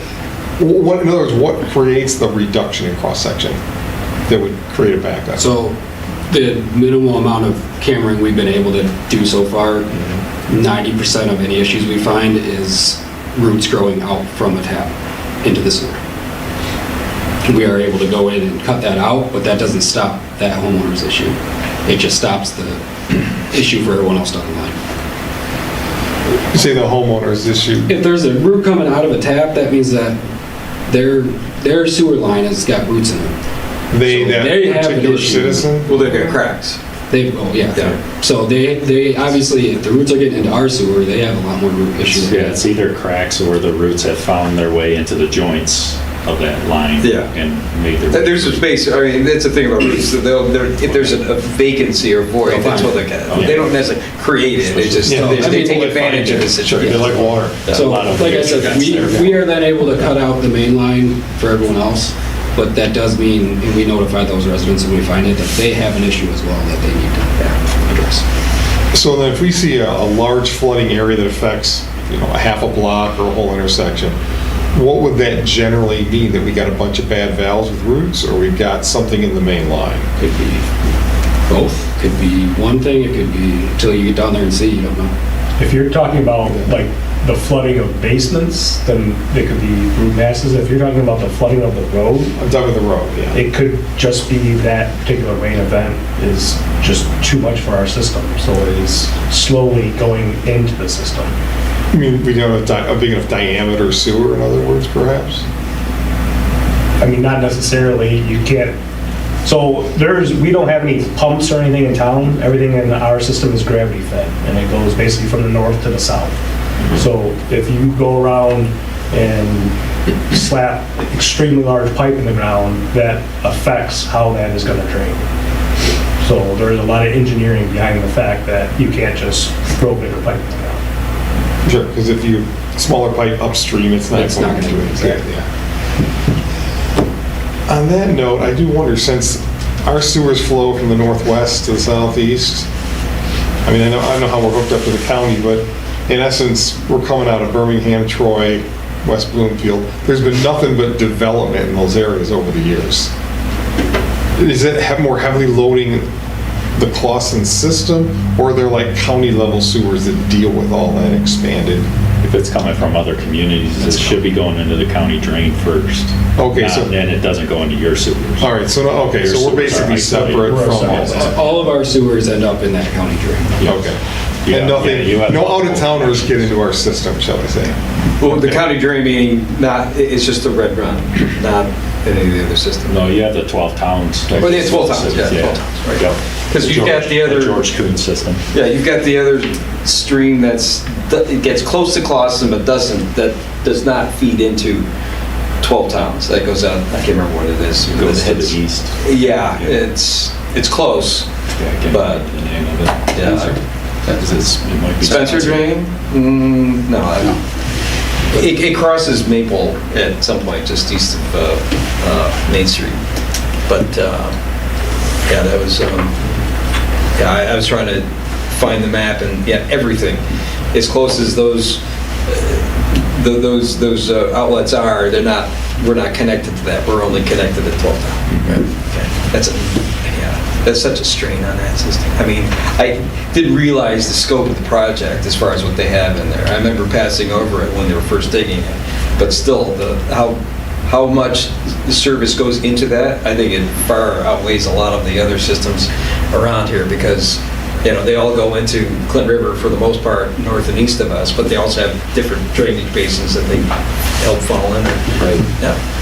Well, hopefully that I-75 project provides some relief. 100-foot shaft they built. Yeah. I have one other. We talked about cutting down trees. What's your budget for tree planting? I don't know that off the top of my head. We have budget. Make sure it's in there. I had 3 people contact me today, and just like, they're taking down the big trees. Yeah, I know. we field those phone calls, we're taking their addresses down, like we talked about before. Yeah. They want a tree, they'll get a tree. Okay. So maybe, sorry. Can I ask a question of DPW? I've called several times and I haven't gotten a hold of anybody.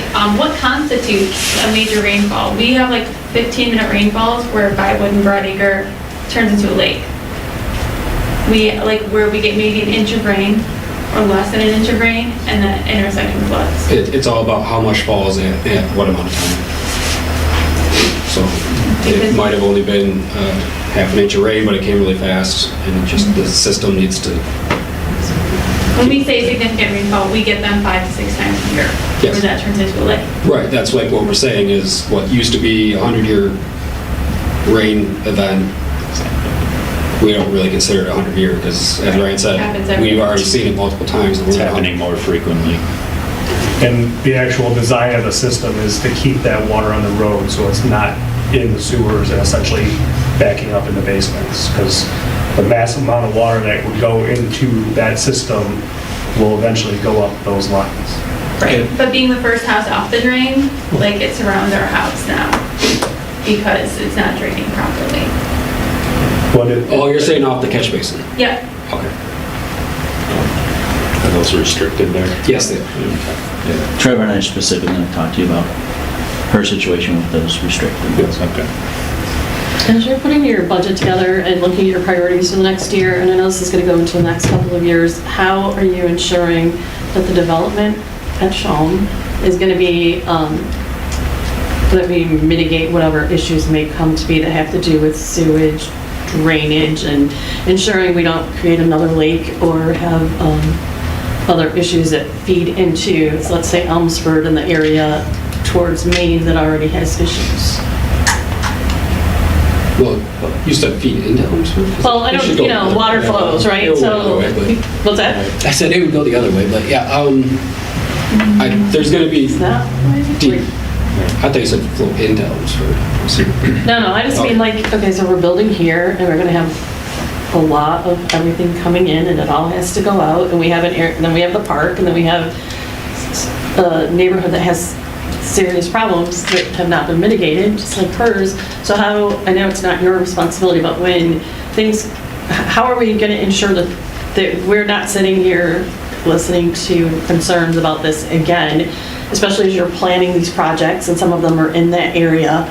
Are we making sure that we're on top of that to ensure that we can do whatever we can? And I know some of the designs supposedly are hoping to have basins to catch water and stuff, but Water that's not, retention, yeah. it's, you know, it's not foolproof and No, we have there'll be- existing issues. There'll be so- site plans. Yeah, there will be plans required. They'll have to follow certain stormwater management requirements. Any new development like that that'll come in, they will have to provide 100-year detention with a slow, restricted release into the sewers. It's not just capture and flow out. It'll have to slowly drain out of that pond.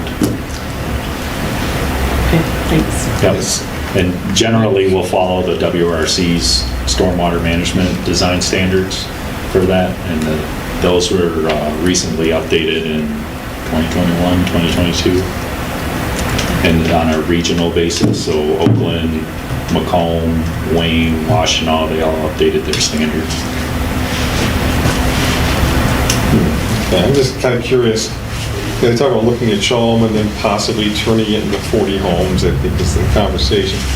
There's already a lot of impermeable surfaces at the Shalom site. I mean, I've looked at the picture and I wonder, by the time they put 40 homes in there, I don't know, maybe Nick is the best guy to answer this, but I don't know that we're going to take too much of a hit on green space, I mean, in terms of grass in that area. Am I correct, as we done that? I mean, without us actually sitting down and doing math, I kind of agree with what you're saying. Yeah, I just kind of looked at it, there's a lot, I mean, you got 2 parking lots, you got a big building, I mean, it's already got a lot of impermeable surface to it.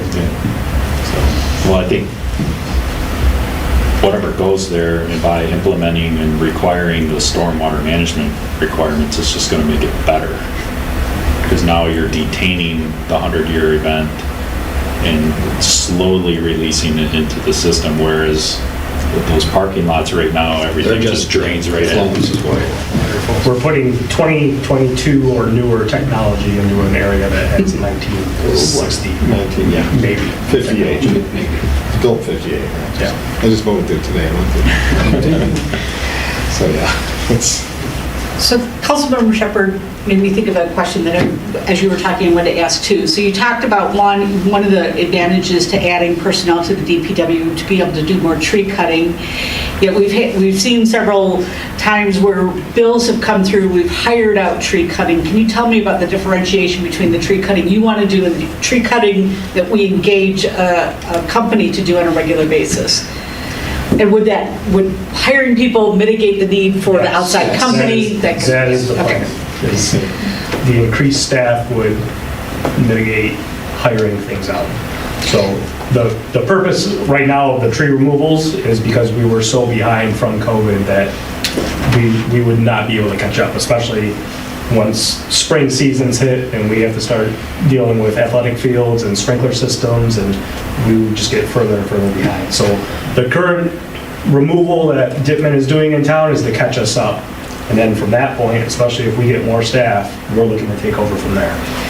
So I know that, I think you've talked about at planning commission meetings and whatnot before, the, what's the word I'm looking for, the arbor qualifications of the Certified. Oh, yeah. There you go. That's it. Yeah. So, I mean, how would we replace that expertise by doing it in-house? We are looking to get members of our Parks Department certified. Good answer. Okay. Not to raise that, it's a good question. When we got Dittman involved to do all the clearing, I think, Trevor, at that point, you said there were a certain proportion of what you were clearing you guys didn't have the capability to do. So there are some trees in town that even with the staff, they're beyond our capabilities. They're just too big. Okay. So that would be what we're speaking about. Okay. So in other words, you'll be able to mitigate it. We would still... At 100%. I'm not saying we would never have a contractor in town do a tree again, but the idea would be we're not hiring someone to come out and do 90 trees. It would be a case-by-case basis. Gotcha.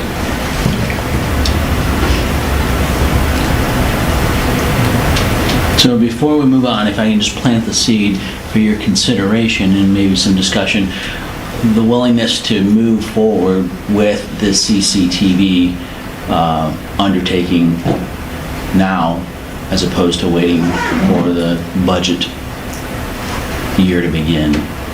When you say now, how would that be paid for? Mark? in regards- Well, the water and sewer fund has about 3 million in working capital. So although it's not budgeted, it's there. We have cash available. Mike did verify that it's not we pay 1.3 million upfront. They bill us as they go. So it would be, if it takes 6 months, we would be paying them 1.3 million over 6 months.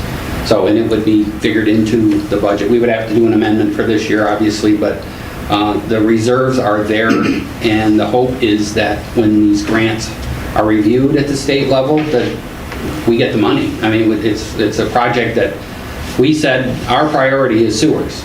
We need to know what condition the sewer's in. It's much like what we did in '07. It was a lot less expensive then, and we did have S2 money. It would be nice if the state would step up and say, hey, we recognize the need of communities to do the sewer work, and this is the starting point again. Televise it, clean it, and then what condition are these in? Which ones need it? At that time, there was $4 million of sewer work that needed to be done in the next year, 2 years, and we did it. So that's kind of the thought. And just for clarity, Mr. Nushai, at the last council meeting, you cautioned about using those funds for this would be a permissible use of those funds, just to tie it all together. Because there's not a whole lot, there's really nothing to be there's no, I don't think, wisdom in waiting. We know that we have a problem, and we have to get a baseline of our system so that we can start prioritizing the other two components of the capital improvements. So if I had it on the agenda in the next 2 meetings or so, would that be something for consideration, or? So how soon could they strike into the system, as soon as we say yes? Well, we probably put a bid out. Yeah, we'd have to look at bids. And could they complete it this year, now that it's moving into March? Yep. They still could. And it looks like you'd start with section 1, and then move to section 2, is that, we're looking at your map. Yeah, I mean, yeah. Right. Without getting too detailed, Right. basically that's the way we go. So section 1 is basically between Crooks and Maine, Elmwood and Maple, and then you keep coming down. So Section 2 that would map be- that I showed you about that was for breaking it down and doing this over the course of 5 years. That would be in-house, we would be doing that. Oh, This okay. is saying, let's just get it. Oh, okay, I got you. So would they still follow your projected plan just faster? Yeah, it's still gonna have to go with flow. It's Okay. still- Yeah. So pretty much in the first 2 sections, that pretty much covers everything north of, well, west of Maine, north of 14, so. Or some of our worst roads. Don't we have equipment to do camera? We do. Is someone certified to do it? Currently, we do not. So We can use it. We can can't do it grade the to pipe. get our eyes on there, but we can't it's code not a pipe. as We can't advanced as what you're looking for? give it a score. We can't do anything.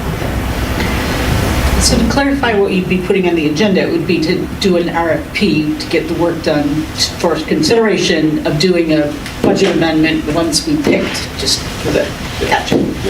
That's similar to what was done when the city received the S2 grant in 2007. And with the understanding you're going to approve the budget amendment once we do the RFP and award the contract, so. The other thing to consider too is, so in regards to staffing, it would take a while to find 3 more people, and the sooner we got going on that, the more we'd have an impact on this coming, this season to get things done. And that would be another budget amendment for this year's budget.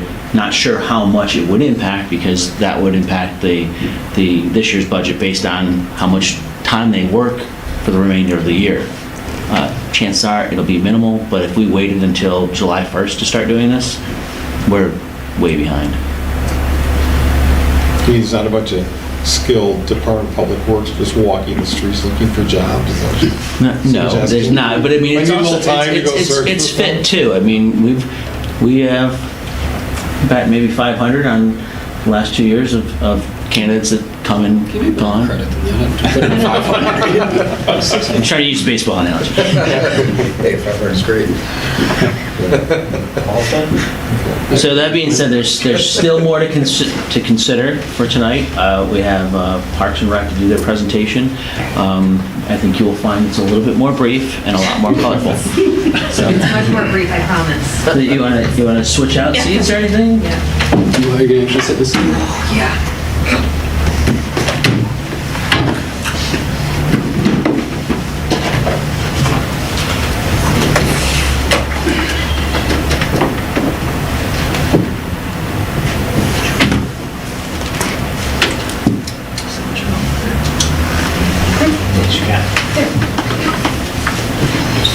All right.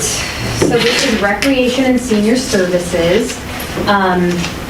This is a very bittersweet presentation for me to make because this is my last budget presentation and it's sad for me, which is surprising that I would ever say that. So that in itself, I think I'm tired. So this is our dream world with our community center.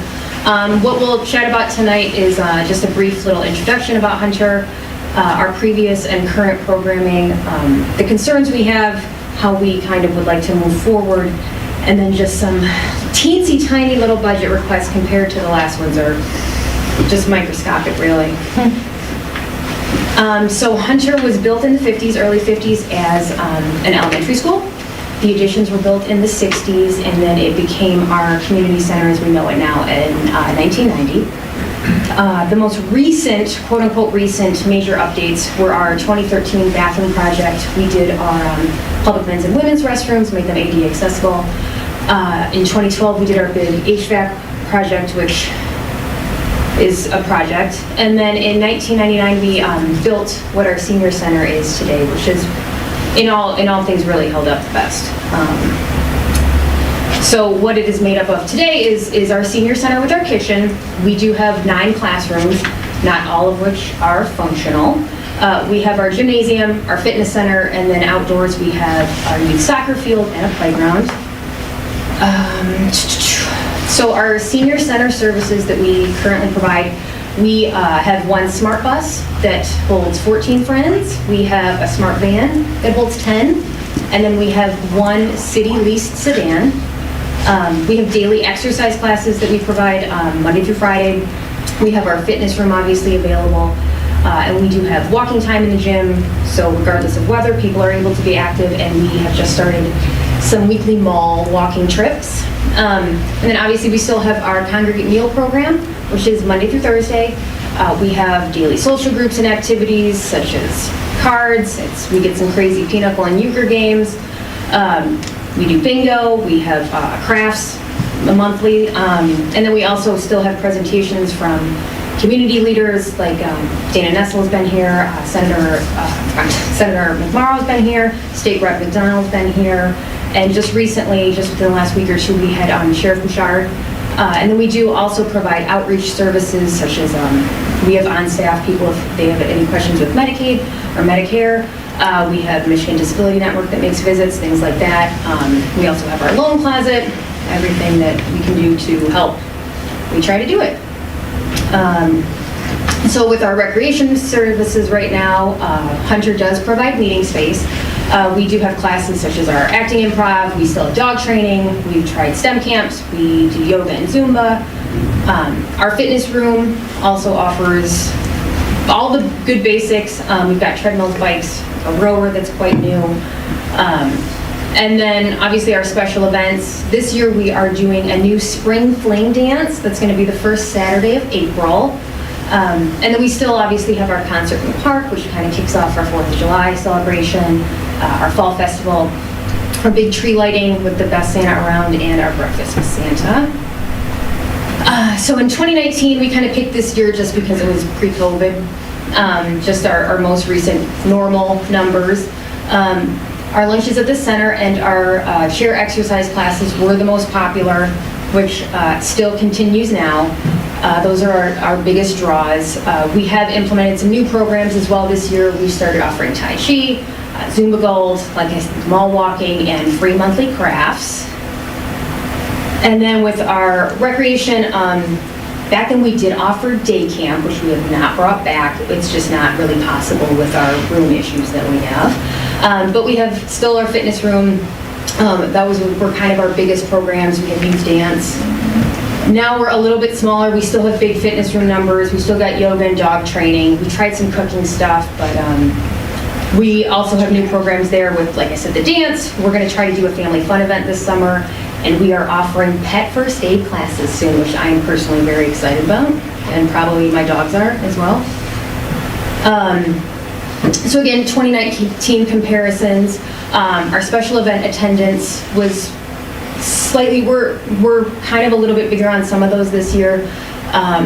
With our lease, we brought in about 20 grand. Our gym rentals were about 2, classroom rentals about 5, and then our fitness room income was over 8,200. Some of the numbers have switched around really. Our special event attendance has gone up and down a little bit. We purposely had a smaller lunch with Santa, but I think over time we'll kind of build that back up again. Our lease money has gone up because we've raised that. Our gym rentals are higher. Our classroom rentals are lower because we do have less available classrooms to rent out. And our fitness room has dropped off just a smidge. So when it comes to our major concerns at Hunter, we obviously have a pretty rough parking lot and sidewalk for anyone who's been there in the last decade, probably.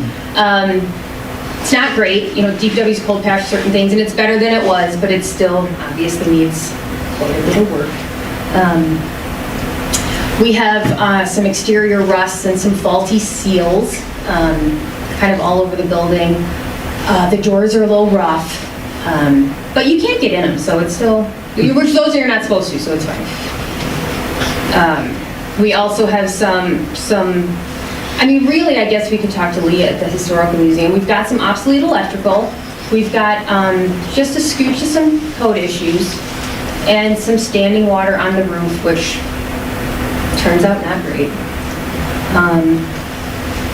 And then our interior issues, we have some issues obviously with floor tiles. We were budgeted and approved to get the hallways redone in 2020, and obviously that didn't go anywhere. And then it kind of over time just kind of became, well, we need to figure out what we're doing with Hunter before we're spending that kind of money again on the hallway. Our ceilings are a little rusted, and with this capped plumbing situation, we have a number of classrooms with bathrooms in them because it was the elementary school. And when we start to have major plumbing issues, we can't really go busting in the walls because we're afraid of what we're gonna find. So we just cap the pipes, shut it down, and have a new closet. So it works. These are kind of some of the major numbers that I pulled from the evaluation. The parking lot is a real scope. It could be low or high. The major ones with, say, our rooftop replacements are up there. Our boiler system replacements is quite expensive. What else is kind of more? Our doorway, obviously, that needs work, those kind of things. The storefront around the dining room. So there's certainly a lot of zeros. And this is kind of just the overall cost estimate breakdown that we got. Anywhere, 1.4 to 2.4, which would obviously bring us to a much better place than where we're at. It just doesn't change anything though. So the parking lot, while new and much better, would still be kind of in the formation that's maybe not the most conducive to what we use it. But it would certainly be better. It would be better. So really it's kind of a decision on where you go from here. You can obviously do the renovations, which would be the 1.4 to 2.4. In my dream world, at this point, because I kind of have nothing to lose. Pass through. Right, I mean, I would love a tear down and a rebuild, but that's,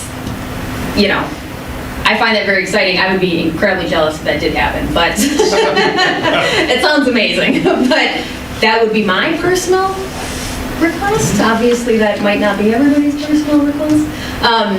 But I think it would be wonderful, especially, which we'll chat about a little bit on the next slide too, but we have the opportunity to kind of go to the public, ask them what they would like in a community center, and kind of make it work for our residents as opposed to making this old building the best it can be, for us.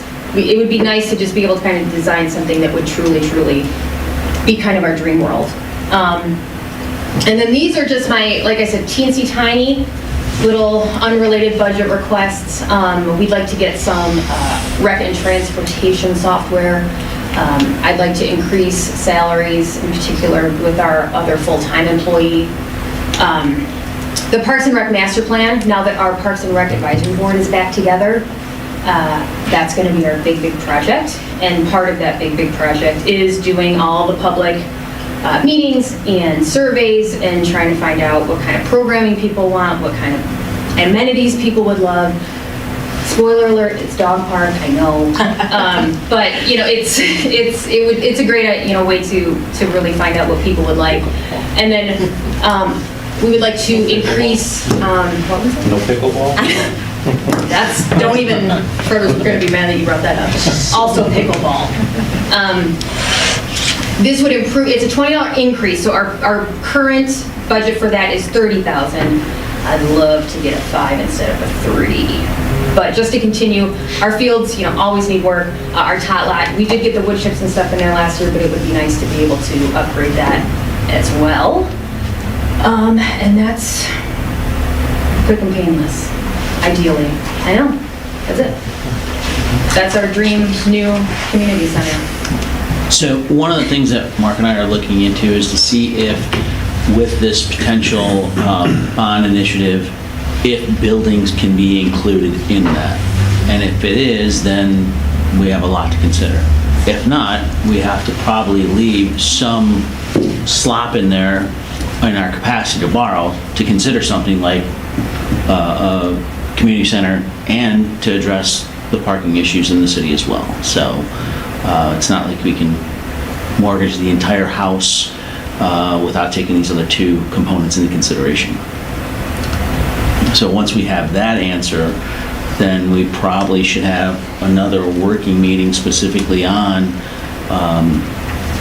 what may become a ballot initiative and the language behind it. And also a strategy. I mean, I don't live in Clawson. However, I was hired saying, hey, you know, we're gonna have to probably put this on the backs of the taxpayers. I said that walking in the door. The good thing is that this approach that Mark has been instrumental in pushing forward, it takes us back to a debt levy that the voters are comfortable with. I've been saying 3, we'll probably have to put 3, but this is basically an extenuation of what has been there. So maybe we go to 6, maybe we keep it at 4.9, but it briefs kind of well since there is a historical understanding of what the voters have been levied in the past. And I think whether it's 4.9 or 6, I mean, I think that's something that hopefully with council's support, you can get behind and rationalize, because it's going to take all of us to help convince the public that, hey, this is a worthwhile endeavor, and these are the projects that we're going to address, and here is the timeline on when we can address them based on the issuance of the bonds. So, and if we do get the ability to include buildings in that, well, then that changes the scope of the conversation dramatically. So. If I have a question, Mark. Excuse me, the bond that did all the renovations back in like 2007, 8, 9, 10. Have we been levying 6 mils for that all this time? Actually, the 6 mils is all the debt. I mean, we have sidewalk in there as well. Some of the other things we've done. It's mostly infrastructure that we did then. That portion of it is well more than half over the years. We still have GWK that the voters approved to put on taxes years ago, but that's almost paid now, so. GWK, I'm sorry. George Coombs Drain. Okay. We originally had that on water and sewer, and we put it before the voters to move to taxes, and they did years ago. We're at the end of that, although, as Trevor and Ryan know, we're just waiting for the next shoe to fall at the county level, additional work, but again, that would take some time, but from that standpoint, we're looking at, it was at 7.8 at the beginning with everything, I think at the highest level, and that was right after, I believe, the sidewalk bonds were approved. So we were at, 6 was the level we were at in 2021 when they did this. Okay, how about, say back it up 5 years to 2016, would it have been 6 mils then? It was more than 6. Okay, so it's been ramping down based upon it just, how should I say? So you're correct. You have a dynamic millage going on here, right? Yeah, it's been, the 6 mil levy, and again, it just happened to be at the time at 6. That was from 2021, that was the Exactly. rationalization. That was so what- I should have explained that, yes, the mill started higher and it's been tapering off. Sure, the chart showed it pretty well. Yes, exactly. That was the rationalization, that 6 mills would be able to fund within our ability to borrow and be able to do so many projects. And so that seemed to be the sweet spot that we're all familiar with and kind of can rally behind. And if it's lower, great. You know, we're at what, 4.9 now? Yeah, but it's going to drop to something less than 4.9 Right. in a year. That's my situation. To sell it to the voters, give me an example, the school district. You know, we all love them. They were running a 9 mil millage in the late 90s up to 2019. They sold their 2019 bond by saying no net increase in the millage. True statement. What they didn't say was, oh, by the way, this 9 mil millage you've been paying for 20 years, which Bay was very instrumental in making Clawson one of the most highest tax communities in the area. Because when I moved here in 96, we weren't the high, we were lower than Royal Oak and Troy. So the school got their 9 mil bond, they ran it for 20 years. They basically said, hey, guess what? Hey, we want to do all these things, we have campus, and you know what? There'll be no millage increase. And people said, well, that's wonderful. Thank you. And so they voted for $80 million worth, 9 mils shot out for what, about 18 years, and it starts dropping. Again, I'm talking about marketing here, right, and packaging. So here we are now. We've got an infrastructure. Apparently the millage has varied a bit. We were at 6 last year. It's dropping to 4.9. We do nothing, it's going to drop down to nothing pretty quick based on your graph. So if we want to market it, there's several ways I'm thinking. Again, I'm not an attorney and I'm not a marketing guy. If we were to say, hey, guess what? This bond we want, there'll be no millage increase. Kind of the same story that the school district gave. However, we'd be at 4.9. When this was coming out in 2021, that was the rationalization. You're at 6, we'll maintain 6. Right, we'll maintain, well, technically we're not we've already dropped. We have now, but when this came in 2021, that was the rationalization. Yes, exactly. Oh, yes, exactly. It all made sense. And so, in other words, we're bubbling down the hill now. Yes. We're trying to go level again. So how we sell it, I don't know. 6 mils sounds good to me because in essence, we're testing at the same rate as before. If you want to go more than that, then again, you're talking about selling. In fact, even just to do your 6 mils, don't we have to say this bond will increase 1.1 mils? Okay. Yes. 1.1 mils is about $100 per household. Roughly, you got taxable value of $480 million in the city, am I correct? Yeah, taxable value is about 180 by 1.1, you're talking roughly $500,000 per mil divided by the 5,000 households. It's about $100 a household. We could probably sell that, is my guess. If this ballot initiatives have 6 mils, I'm just throwing out ideas. I'm not a That's marketer. all part of this, is to get that strategy and how do we get behind it and say, this makes sense. Yeah. And And how do maybe we say a new bond, maybe we would call extend an existing bond.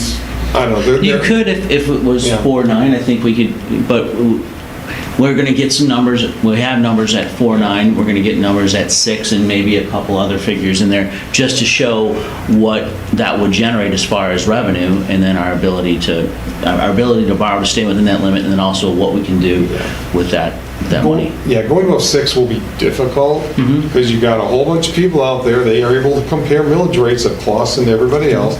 We are the 3rd highest. And I'll be honest with you, you look at the infrastructure issues, I know it's mostly a west of Main Street issue. You go east of Main Street, the 1/3 of our city, there's really not a lot of infrastructure issues. I've talked to East Siders that say, what infrastructure issue? Because they can't see it. It's not in their backyard. It's the 1920 water main under the ground. Exactly. Their problem may be coming, but a lot of them don't see it now. Because if you drive on the main roads, they're all pretty good. East side roads are good. It's those 2/3 of the city hanging west of Main that's got all this stuff going on. So that's what I'm saying is you've got literally 2 constituency groups, and you're really appealing to 2/3 of them. You might lose 1/3 of them right out of the gate. So I don't know how much of a millage we can sell beyond 1.1 or 2.0 or something to where you tell somebody on the ballot, this will, for the average household, this will be an increase of 100, yes. If I were a voter, yeah, I'll do that. 200, I don't know, 300, again, it depends on who you are and what you see. So I'm glad you got several contingencies in place, but I'm guessing we can't go much above that 6. Probably not. And that's maybe getting something more just to show what the revenue it would generate. But we haven't done much of a public outreach. And I mean, I think packaging it to something that they're familiar with, coupled with the fact that I have been saying like, hey, we're going to put this on the backs of the residents. There's really no other way. I mean, also was socialized, but not to the greatest extent, was like the sweet spot of like maybe 3 mils is going to be the sweet spot that people can support. That was just taking into account like, hey, will we be able to put like a new millage before the voters? This is a different approach altogether, which then says, hey, we're actually just going back to the old, which is 1.1 as opposed to the 3 that was initially socialized. Just for comparison, when Royal Oak did their road millage, they had a 10 mil millage. They just renewed it. 2.5 mils, it passed by like 51%. It was very thin. So just keep that in mind. It's going to be marketing on 101 Yeah. to get this over, because as we all know, everyone's major concerns are our infrastructure needs.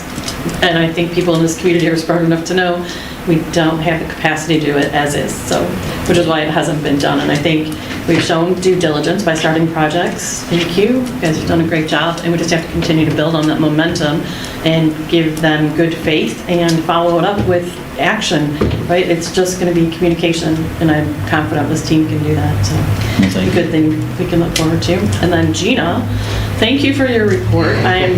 Regina, I mean, Regina.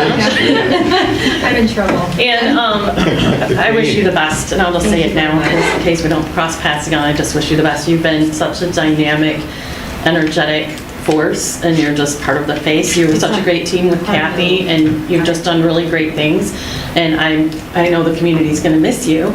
And in saying that, Scott Jennings, welcome aboard. And you, I don't know how long you've been, I know you're relatively new, so I don't know how much impact you have on what's going on, but I'd really be interested in hearing what your thoughts are on what Gina brought forth, and then maybe some things you've done in your past experience that you would look forward to perhaps implementing here. Nothing that we would hold you to, but just looking forward to your enthusiasm and what your goals for this department may be moving forward, if you don't mind me putting you on the spot like that. No, that's fine. So I just recently retired from City of Berkeley Parks and Recreation. I was retired for 7 days. And I was a recreation programmer there. So I had started out part-time in that department 30 years ago, and then had about 20 years full-time, running a lot of similar programs for adults, children. We ran a big day camp in the summer. We had to use a school district facility for it. And also, I've done a lot of things with various contractors to run classes, and some employee-run classes. So we're looking at all of those possibilities. Gina is my favorite City of Clawson employee. Sorry. She gets that a lot. All of my employees say so. But both of the days I've worked here, I've spent entirely with her. So, I'm still in the process of finding out, what all we're doing and what spaces we can use for things. And I love the attitude and the programs and all of the staff that I've interacted with. I've been working here for 2 hours when I got to sit in my first staff meeting. So I really like Clawson. I think it's a good fit, and I'm excited about making some little additions and just trying to keep all the great things happening that are, and maybe add some things here and there. I'm really excited about the scheduling and registration improvements to go a little, use a little more technology with that, and I'm excited for the challenge of helping some of the staff see it that way too. I'm open to any other questions that you have about it. So you've been here for all of how many? 2 days. 2 days. Okay. Well, welcome aboard. Thank you. So you were with Berkeley for how long? Full-time, 19 and a half years, okay. And about 11 before that. Okay. All right. So, and regarding the facility that you'll be entering into, is there something similar in your experience from Berkeley and what you were able to I deal thought with there? that Berkeley's facility was old. It was built in the 70s, and it is old. They're just, there are limitations to a facility that's that old. There's some things that need to be fixed, and some things that, like Gina said, do we want to commit the money to fix these things, or do we want to address the broader issue of what do we want for the people of Clawson? You know, what is an appropriate recreation facility? What gives us the ability to meet the recreational needs of our current people and make Clawson an appealing option to people who are looking to buy a house. You know, people with children, do they want to come here? Do they like what they see when they look here? And people without children. You know, I love the level of senior programs that we have here in Clawson is far beyond what I'm accustomed to. So I'm excited about that. Did I answer your question? Yeah, well, as far as, because I was familiar with, there was an ice arena at one point, right? And then obviously that had to be shut down. So you encountered some pushback, I assume, for that, and Absolutely. That ice arena was built to last 25 years, and they got 42 out of it. And it was sometimes city councils in other places will have to make cuts when they look at the budget. I mean, everybody actually has to do that because you ask for what you would like, but realize that maybe you're not going to get all of that. So they did not put the money into it to keep the roof in good shape, and so it needed to be totally replaced. And that just wasn't. And then when the floor, the refrigeration system in the floor broke, it was not worth repairing. So it was sad. And actually, when they tore it down, because it was attached, the walls in my office would shake.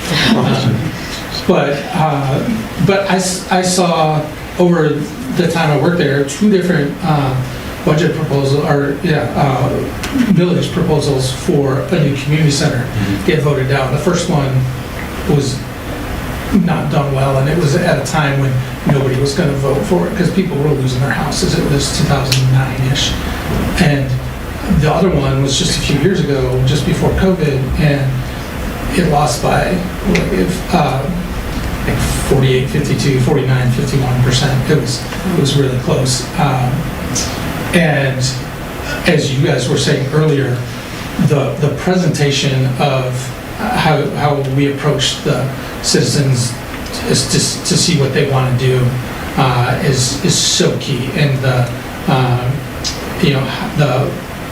I don't know if marketing is the right word, but the marketing of any time we're asking them to pay more, we want them to really see that it's worth it.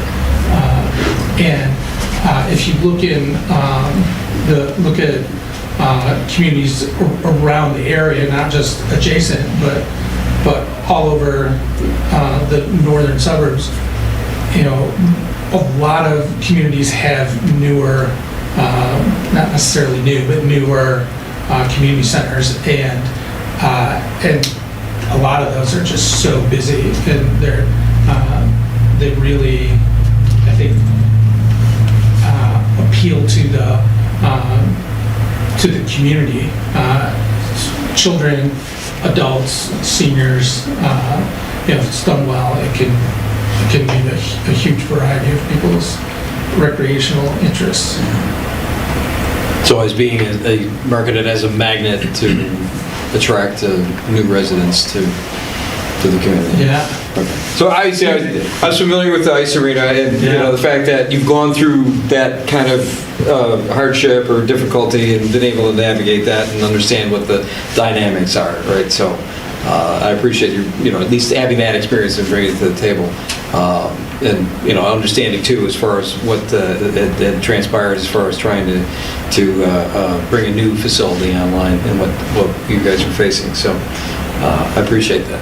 Yeah, I just throw in one other thing. Actually live in Ferndale, and they had the community center, the Kulik Center, in an old elementary building, and their roof caved in. So kind of 3 years ago, 2-3 years ago. And it was not fixable, so they're moving on to a new plan. I believe they are doing a bond issue to build a center. I don't think we should do that. I don't think we should have the roof collapse. What a pretty easy to say. No on the collapsing roof, I'll sign on to that. Perfect, thank you. Circling back to the presentation that DPW did, can we get that put up online? Actually, that was one of the things Nick and I were talking about in regards to, yes, it will be in some fashion that's most impactful, absolutely. Excellent. Yep. And mine probably too. Oh, and yours, can we get hers put on twice? It's a sandwich between the DPW. Include your pictures, so. So Madam Mayor, if I may, thank you for your indulgence of time. Thank you to the staff. I think they've done yeoman's work putting this together. I hope it's given you greater context and a situational awareness of what we're up against. And hopefully we'll answer the mail with some of the other additional information, get some things on the agenda, set up another workshop, and hopefully get the momentum on the ballot and hopefully have a positive outcome. So. Thank you very much, appreciate it. All right. Thank you for being you. here today. For all your hard work. That's right. Shout out to Cheetah Girls basketball practice. Cheetah Girls, that's our team.